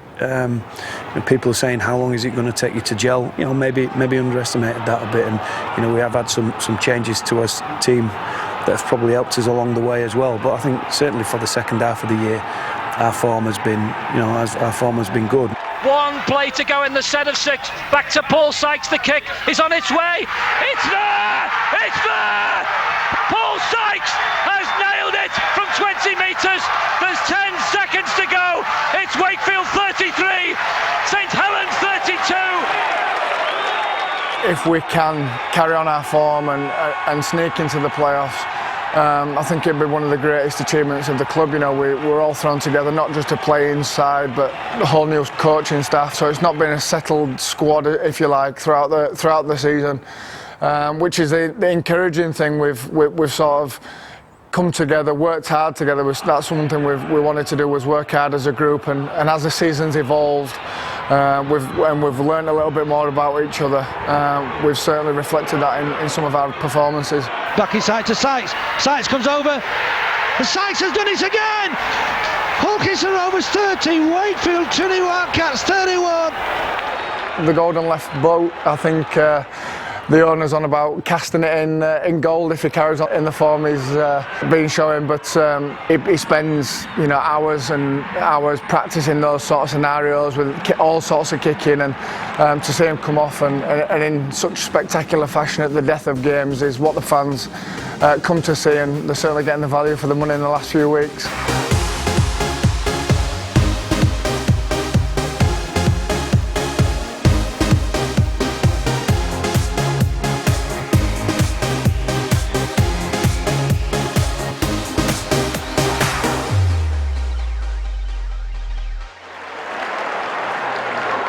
Wigan claimed the league leaders' shield with a game to spare. A dramatic victory at Hull Kingston Rovers raised a few questions about their form, but secured the 2 points required to ensure they finished clear of Warrington at the top of Super League.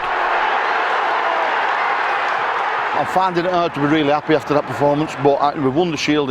It's what I wanted to do. I wanted to win the Manor Premiership, and we showed consistency, but the manner we did it today, I'm still disappointed about. The Warriors donned some unfamiliar colours as they ended the regular season at home to St Helens, the multicoloured kit publicising the Joining Jack charity. Michael McAlorum was sent off for a high shot on Anthony Lafranchi. The red card earned a 3-match ban for the Wigan hooker, who would ultimately miss the entire playoff series.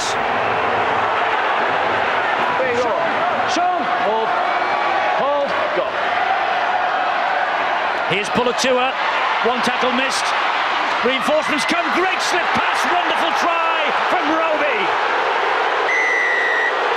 Great offload by Pulatua, great support from Roby, and James Roby underneath the sticks.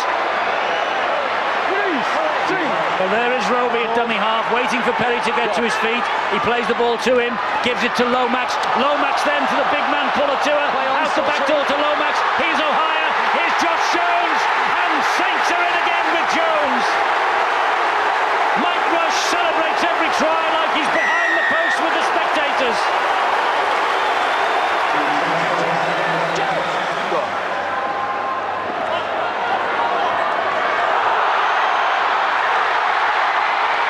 Here goes Lomax, and Lomax gets the try, and Saints are going to finish third. Saints are going to get the bronze medal 2012, and they stay inside the top 3 for the 8th year in a row. Wigan skipper Sean O'Loughlin collected the league leaders' shield, ensuring the Warriors' home advantage against Catalan in the first week of the playoff series. Warrington finished second. Their season ended with their own derby match against Widnes, a comfortable win for the Wire, condemning Widnes to the wooden spoon in the first season back at the top. And Huddersfield refound some form ahead of the playoffs. They finished the regular campaign with a rare home win against Leeds, this despite being down to 12 men for much of the match. And off-the-field matters were finally resolved at Bradford. Omar Khan completed a takeover at Odsal, and if the Bulls won their remaining 2 matches, they'd be in the playoffs. Here's Andy Lynch, gets the ball back, short ball, looking for Westerman, try for Hull!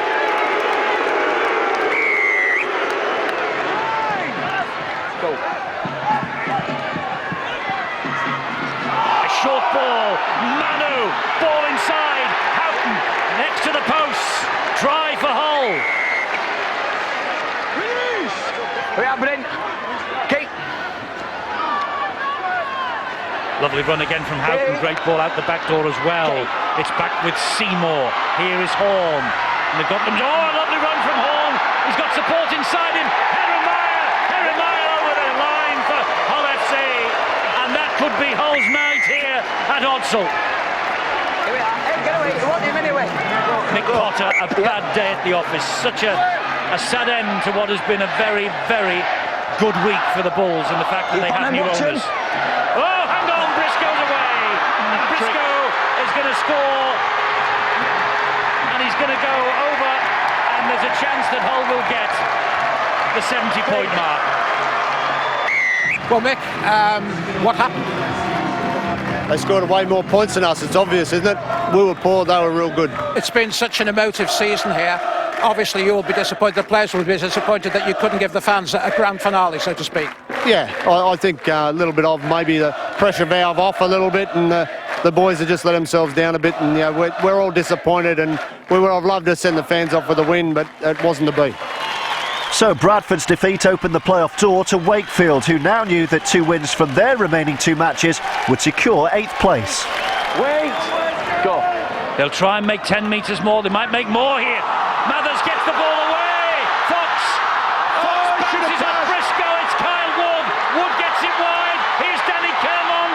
Danny Kermond scores for Wakefield.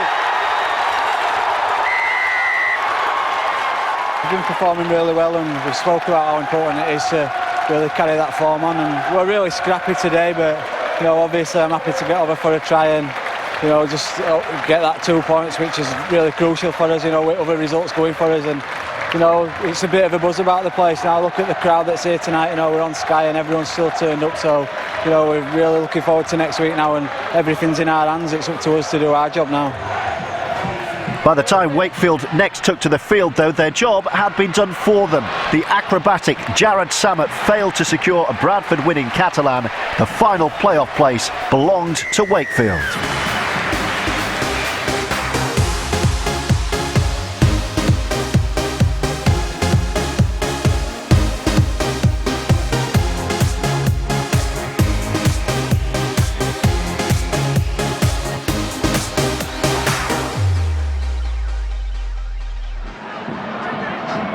The opening night of the playoffs saw a surprisingly comfortable victory for Wigan against the Catalan Dragons. The Warriors' scorecard was returned with a hat-trick for one of their departing stars.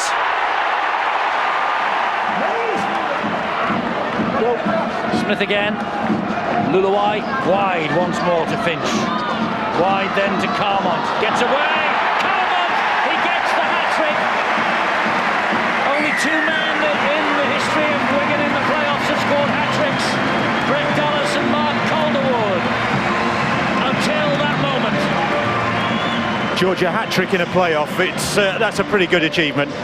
Yeah, it is, I'm happy with how the team went. I was just happy that I could be on the end of a couple of tries. Now, a lot of people viewed this as potentially a very tricky game, so to do such an efficient job on the Catalan Dragons must be very pleasing. Yeah, definitely. I think the scoreline blew out a bit, but Catalans are always a tough side, and we knew they were going to be. So we just want to work on our start, which has been lacking a bit the last few weeks. But I think that we definitely took a lot of positives from last week. I think we are starting to build a bit of momentum. Monaghan will fire the pass to Lee Breers. Breers then to Myler. Myler to Hodgson. They get it wide, they're in. Don't need to get it wide. Hodgson is in.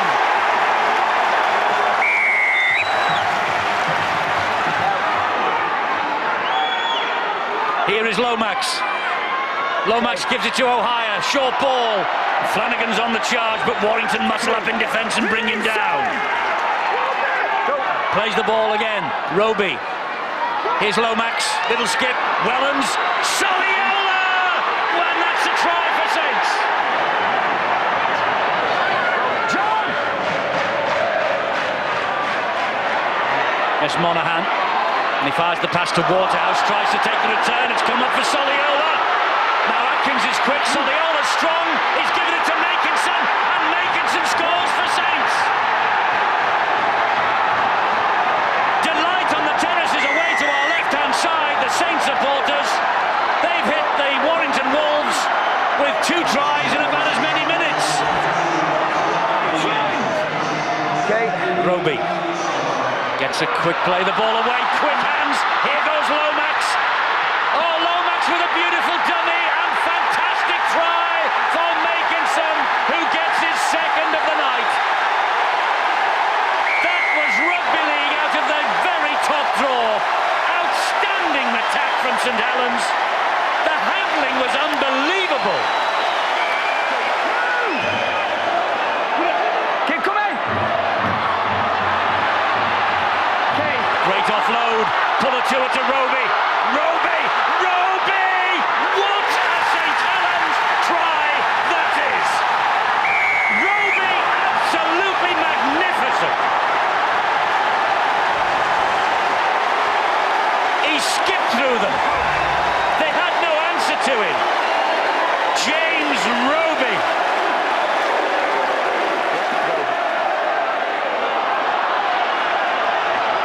This St Helens performance has been magnificent. Yeah, and John, this is the point in time where just do a drive, go to the sticks and go for the one.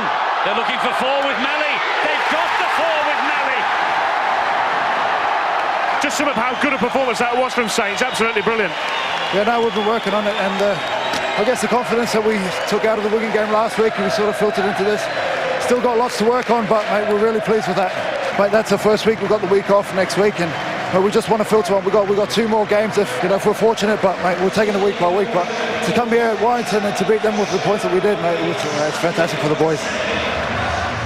Warrington and Catalan would both have a second chance, but there was no safety net for Huddersfield, who travelled to Hull, where both sides had to win to keep their season alive.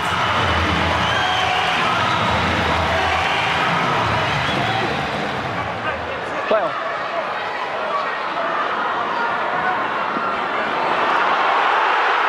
Briscoe's in for the first try in the corner.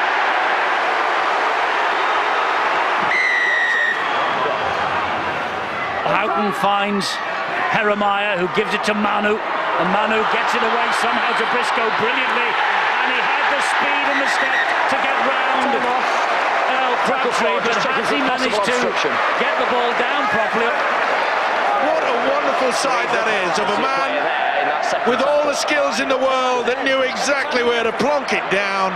Try number 2 for Tom Briscoe. 20 days to go to the grand final, and Hull are on their way to next weekend at the moment.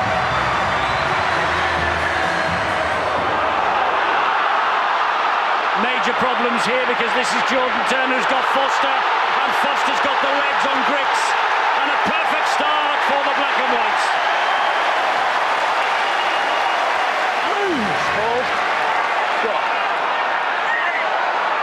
Now it's Green, here's Seymour, quick hands, second try for Jamie Foster.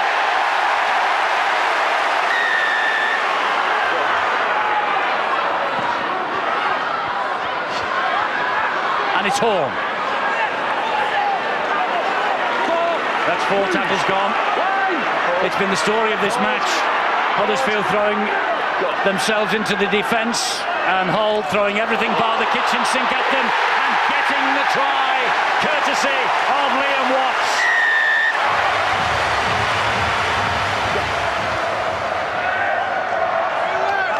Play on. Let's play on. You know, this guy that's going through, he doesn't deserve to be on the losing side. Well, he might get a consolation here, and that's just reward for big old Crabtree. Just reward for him.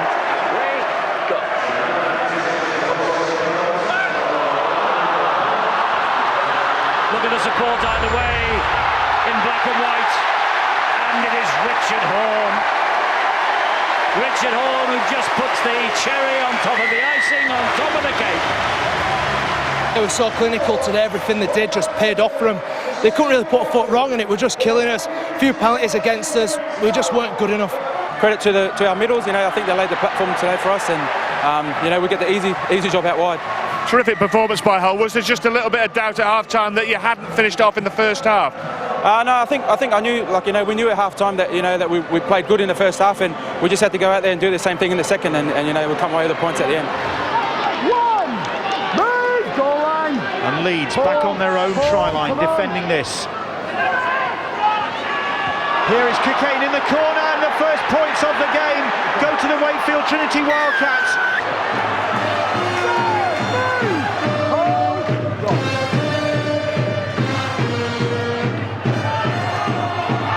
Here's Watkins now. Watkins, that characteristic skip and a jump, and the way is clear now for Rob Burrow. Burrow has got the legs. Across comes Fox, he won't stop him. And Rob Burrow levels the scores with that try. Carl Wood, lovely ball on the inside to Frankie Mariano. Manners is on his shoulder. Manners is into ball. Has Manners got the legs? He has. Wakefield are back in front. What a start to this second half. Paul Ryan, go. Tim Smith stoops to pick up that ball, and it's been lost, and Hall has got it, and Hall will get away. Wakefield are chasing back. Fox is going to try and hound him down, but he won't. Washbrook with the tackle in the end. Well, Danny Washbrook, take a bow. Everyone thought that Ryan Hall, it was going to be a foot race between him and Fox, and he kicked to the corner. Brilliant. They are in. Ben Jones Bishop.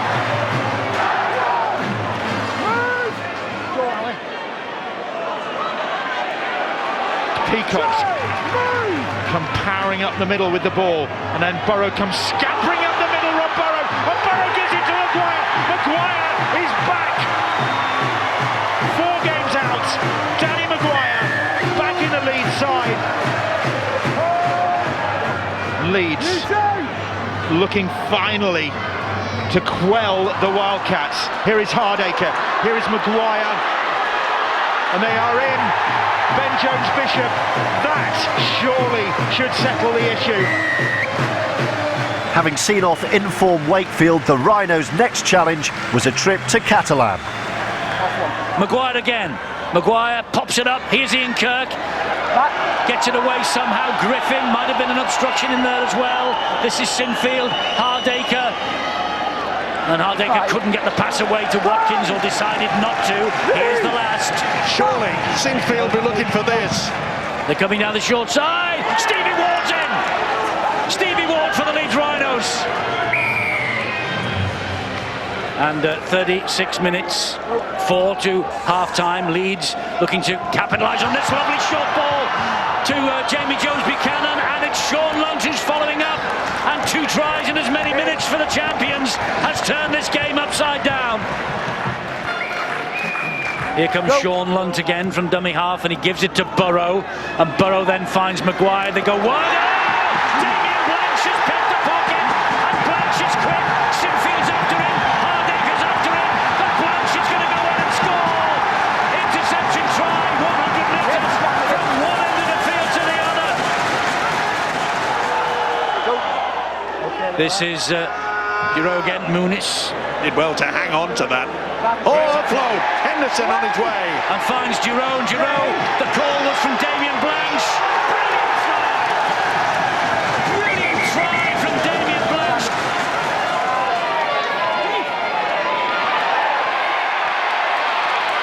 Look at this from Bailey.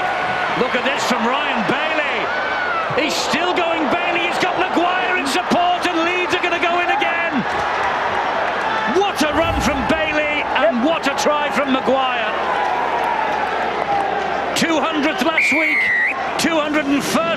Super League this week. Wreathed in smiles is Maguire's face. It was scored by him. It was created by a fantastic run from Ryan Bailey. This is Duro. Duro then gets the ball away to Bosk. Leeds cover him quickly. In there at the play, the ball was Henderson. He takes the pass. It's Bosk again. Thomas Bosk is over, and Catalan aren't done yet. Now then, where is Sinfield? He's not far off the action. It comes back to him here. Oh, we've thought about it. Maguire then. Maguire underneath it. And he's kicked it, I think. Yes, he has. Danny Maguire has kicked the drop goal that takes Leeds forward. With Wigan, St Helens and now Leeds through to the semi-finals, Warrington knew they had to beat Hull to join them. This is Monaghan. He almost fell over a grounded player then. Breers is screaming for it. He's got it. And the kick out wide is looking for Chris Riley, looking for Ryan Atkins. It's been knocked down. It's a try. I think it's a try for Big Trent Waterhouse. It is with Hodgson, who finds Breers again. Great ball to Myler. Great try for Myler.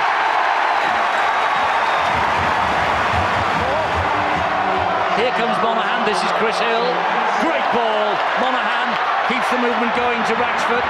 Ratchford gets away from trouble, dabs the ball in goal area. Brilliant try. Absolutely brilliant try from Stephen Ratchford. Go. 2.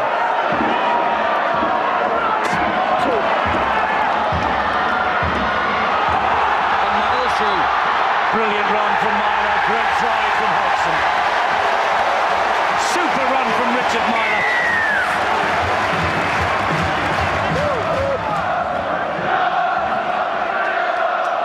Okay. Nice chip through, nice try from Briscoe. Lovely try from Briscoe. Look at that blind side, there's only one person there. And then come the open, there was only one person there. There's no attackers. Here's Horn, gets it away and Crooks is in. Ben Crooks scores. He's got it down. The teenager has given the black and whites hope. We didn't do so well last year in the playoffs, so we want to do one better this year, and we're just focusing week by week. We've had the joy of not having a week off, and we'll see who the pick is, and then we'll focus on them next week. So Wigan were left with a choice between Warrington and Leeds for their semi-final opponents. Their club call decision was revealed by the Wigan chairman. Neutrals generally in the main think Wigan against Warrington would make the best and most apt grand final, particularly since St Helens and Leeds have had more than their fair share over the last few years by their success in grand finals. So Wigan choose, not surprisingly, Leeds as their opponents in next week's semi-final to allow the best chance of that happening. We look forward to leaving St Helens and Warrington to batter each other in the other semi-final and look forward to meeting one of them in the final if we do beat Leeds. Thank you. We are licking our lips about the thoughts of being involved in a game that's 80 minutes away from the grand final. They're a fantastic team, Wigan. They've been the most consistent team this year. And for us to beat them at Wigan on Friday night, we'll have to come up with our best performance this year. Now, I've said that a couple of times in the playoffs, and each one's been true. To progress through against Catalans, we had to come up with our best performance, this year, and arguably it was. And I think we'll have to go up another couple of notches, a few notches in fact, to try and compete and beat Wigan on Friday night. Leeds were missing the suspended Danny Maguire, while the Warriors were without Man of Steel elect Sam Tompkins. It's with Lulawai now, and he pops it up to Hansen on the angle run, and he was almost through, and Lulawai to the rescue.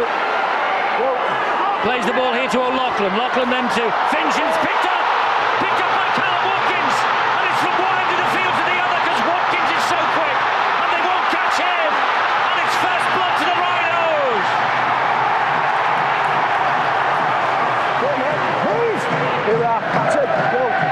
Big Ian Kirk is on there. He's just played it to Burrow, who finds Ben Jones-Bishop in centre field. He's surrounded by Cherry and White. It's a good move as well by Brian McDermott. Ian Kirk. Go third. Matty Smith's out there as well for the Wigan Warriors. Big and strong Eddie is Kirk, and he could prove the difference. Take it with me. There was a little foot in there, and there was a foot in by Harrison Hansen. Referee spotted it. Silly by Hansen. He used the knee and the foot.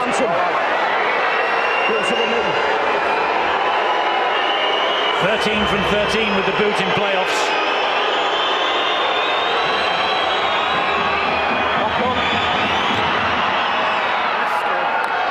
Make that 14 from 14 from the boot in playoffs from Kevin Sinfield, and the Rhinos have an 8-0 lead.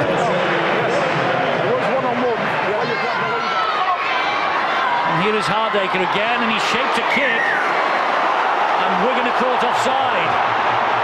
Oh, this is real pressure. The Warriors know they have got to stop them scoring a try. He's going for two again. He's going for another 2 points. It was Finch. He went off a mile too early, and the official saw it quickly.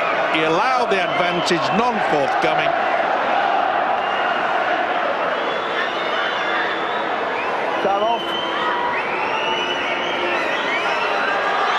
Sinfield makes no mistake with the boot. That's 15 out of 15 in playoffs for him, and 10 out of 10 for Leeds so far. They lead here 10-0 at the home of the league leaders. Go, third.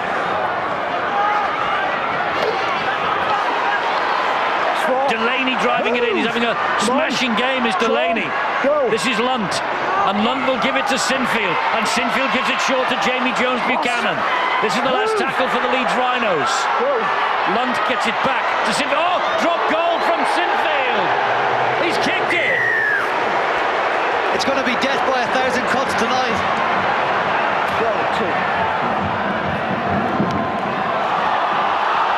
Here comes now Sean O'Loughlin leading his team from the front. Neat little inside pass, putting through half the gap. That's the first real opening they've had. Hansen will score the try. Harrison Hansen scores the try. Wigan start the second half as they had to. Richards should add the extras. Sinfield on one side, Richards on the other. Two of the great goal kickers of Super League. He makes no mistake. There's Paddy Richards. And here we go. Buckle in, because this could be bouncy. Wigan 6, Leeds 11.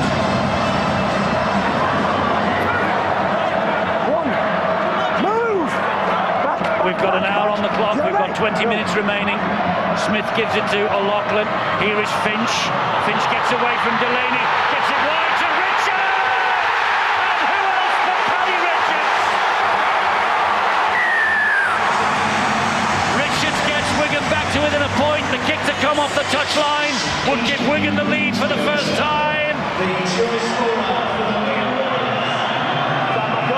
What can Richards do with this? What can Richards do with this? He threw it over the top of the bar, and Wigan hit the front for the first time. Sinfield, is he going to have a go? No, it goes high. It's a tester again. The young Murphy, he's come over the error. It's Ryan Hall. Good job, but Charlie got back. So did Murphy. They've got the numbers. Look at Wigan. Burrow. All he needed to do. Penalty to Leeds. Oh, they'll take the two. He's got to. He will. The error from the youngster Jack Murphy. He came back. Charlie saved the day. He cannot believe it, Sean Wayne. It's not a dog behind there, but something has got the bolting to it. And just to explain for this penalty, see Liam Farrell gets in that tackle. He had to get back to the try line then to be onside. Well, turn your clocks back, gentlemen, 12 months. Because 12 months ago, Kevin Sinfield kicked Leeds Rhinos to Old Trafford with a penalty against Warrington Wolves. And here we are again. Here we are again. This is a lot easier than the one he kicked at the Halliwell Jones. But still, in a pressure cooker situation like this, it still has to be kicked. He's got nerves of steel, this fella. But as you say, Eddie, Anything could happen, he could slip. You wouldn't think so. He's been ready to go. He said to the referee, I'm ready to go. The referee wants Wigan behind their own line. There's a touch of gamesmanship here by the Warriors. He's ready to go, Sinfield, ready to pull the trigger. Sinfield, is he going to take them to Old Trafford again with the boot? Perhaps he is.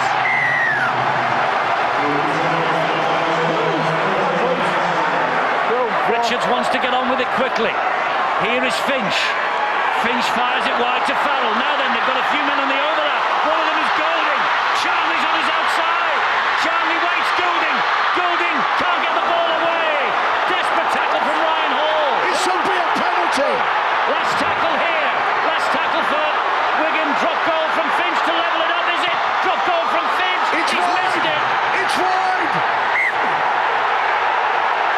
That was the last gasp. He knows it is Brian McDermott. And Leeds could be on their way back to Old Trafford. 15 seconds remaining. Move! Back! No hurry. Sinfield will just drill it into touch. They're back. The Leeds Rhinos are back at Old Trafford. Yet again. What a champion team. They never know when they're beaten. They never know. They did it at this stage last year at Warrington, and they have done it again here tonight. Leeds have got a great history in the playoffs and grand finals, but in terms of the effort you've had to make to get there this time, this has got to be one of the best, hasn't it? Just a huge effort. I think we didn't do anything flash tonight. We missed Magsy in the middle. We missed Magsy getting around and doing the stuff he can do. But for sheer effort and determination, we've got to hand it to our lads, you know. It's a real tough place to come, and to come and get the win. Look, it weren't great, it weren't pretty, but it didn't have to be. We just had to win, and you know, we'll give ourselves an opportunity next week now. The second half, Wigan played very well and put us on the back foot all the time, but we hung in there. We know we can do that. We know we're a tough side, and we can hit back and manage to get the penalty and just to go on and win it. Now we're back at Old Trafford again. St Helens were just 80 minutes away from a 7th successive grand final and a 5th against Leeds. Standing in their way were Warrington, hoping to make it to their first ever grand final.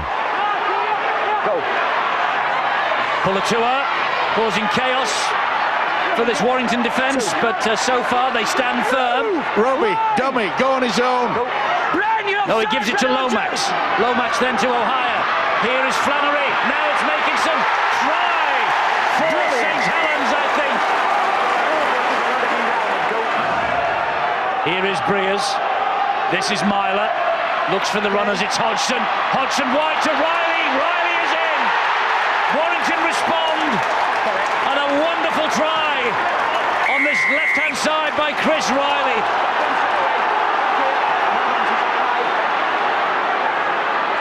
Wilkin high. Oh, it is the chase is on. He's lost it. Play on, and it's a try for Wellens.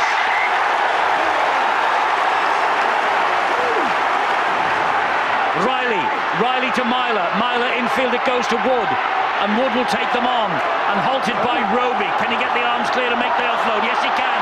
Monaghan finds Breers. Breers gets it away. Griggs will score for Warrington. An outstanding try.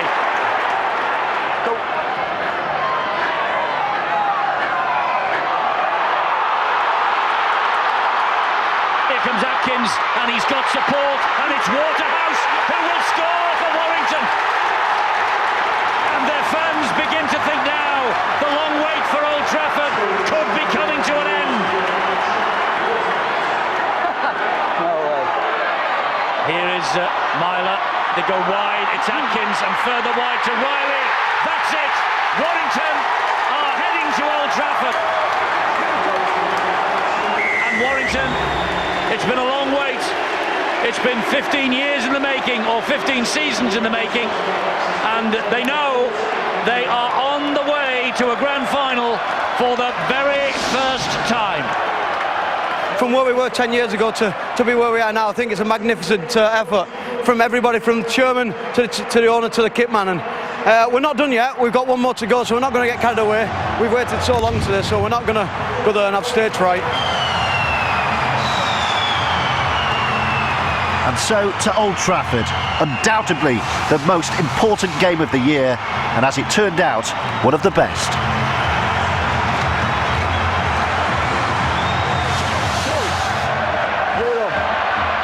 Here comes Trent Waterhouse on the charge. First tackle, and it's with Hyam. Hyam gets it infield to Myler. Myler's throw! First try of the grand final. Richie Myler for Warrington. Last one. And Sinfield hoists it high. Hall is after it. And it's been, I think, dropped into the arms of Ablett. Here comes Sinfield. Try for Kevin Sinfield. Wait, go, 4. This is tackle number 5 coming up. And they're going down the right-hand side with Maguire, who finds Ben Jones-Bishop. And he barges through the defence. Emotionless, the coach, Brian McDermott. But there's plenty of emotion out there in blue and amber. And Ben Jones-Bishop, he crushed banged his way over the line. Michael Monaghan, here comes Morley. Desperate defence, desperate attack. 3 minutes to half-time. Warrington with Breers.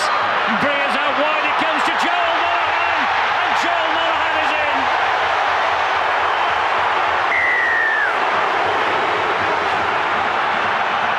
Go, 2. It's Myler now. And the tackle is completed by Delaney, helped out also by Ben Jones-Bishop. Hodgson gives it to Atkins. Atkins scores. Beautiful blindside move. They caught them on the hop.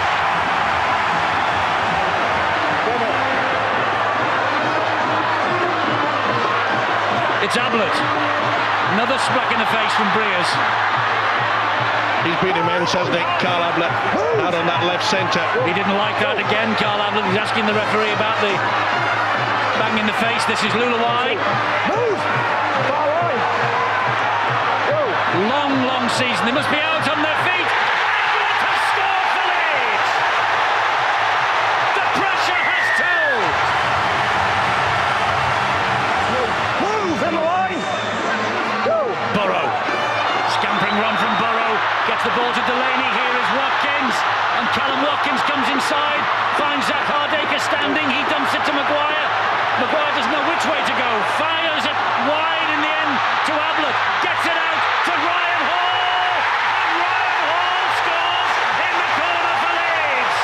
The fairy tale is alive. The Rhinos counting down to back-to-back titles. What an effort from this team. An outstanding group of young men, said Brian McDermott. 3 titles in 100 years for Leeds in the old days. 6 in 9 seasons under the captaincy of Kevin Sinfield. You couldn't have written this again. To come here against a great side and be able to grind that out again. You know, I think our boys have really dug in for a month now. Wakefield, Catalan away, Wigan away, and this 4 great teams. And we needed to bring our running legs the last month. It's an incredible side, isn't it? An incredible team, an incredible club, and you keep proving it year on year. It's special. The club's special. Not just the players, not just the coaching team. The backroom staff, our fans, our families. They don't stop believing. You know, we're getting good ideas throughout the year, and things aren't going well. They stick with us, and you know they're entitled along that way to have a crack at us. But those people close will stick with us, and this is for them tonight. I can't say enough for the players, I can't say enough for the staff. My mate Jimmy Lowes is a big part of it, Jason Davidson, they're huge. But the players have got to have a huge amount of credit. It's just it's unbelievable working with them. You ought to make statues out of every one of them, they're brilliant.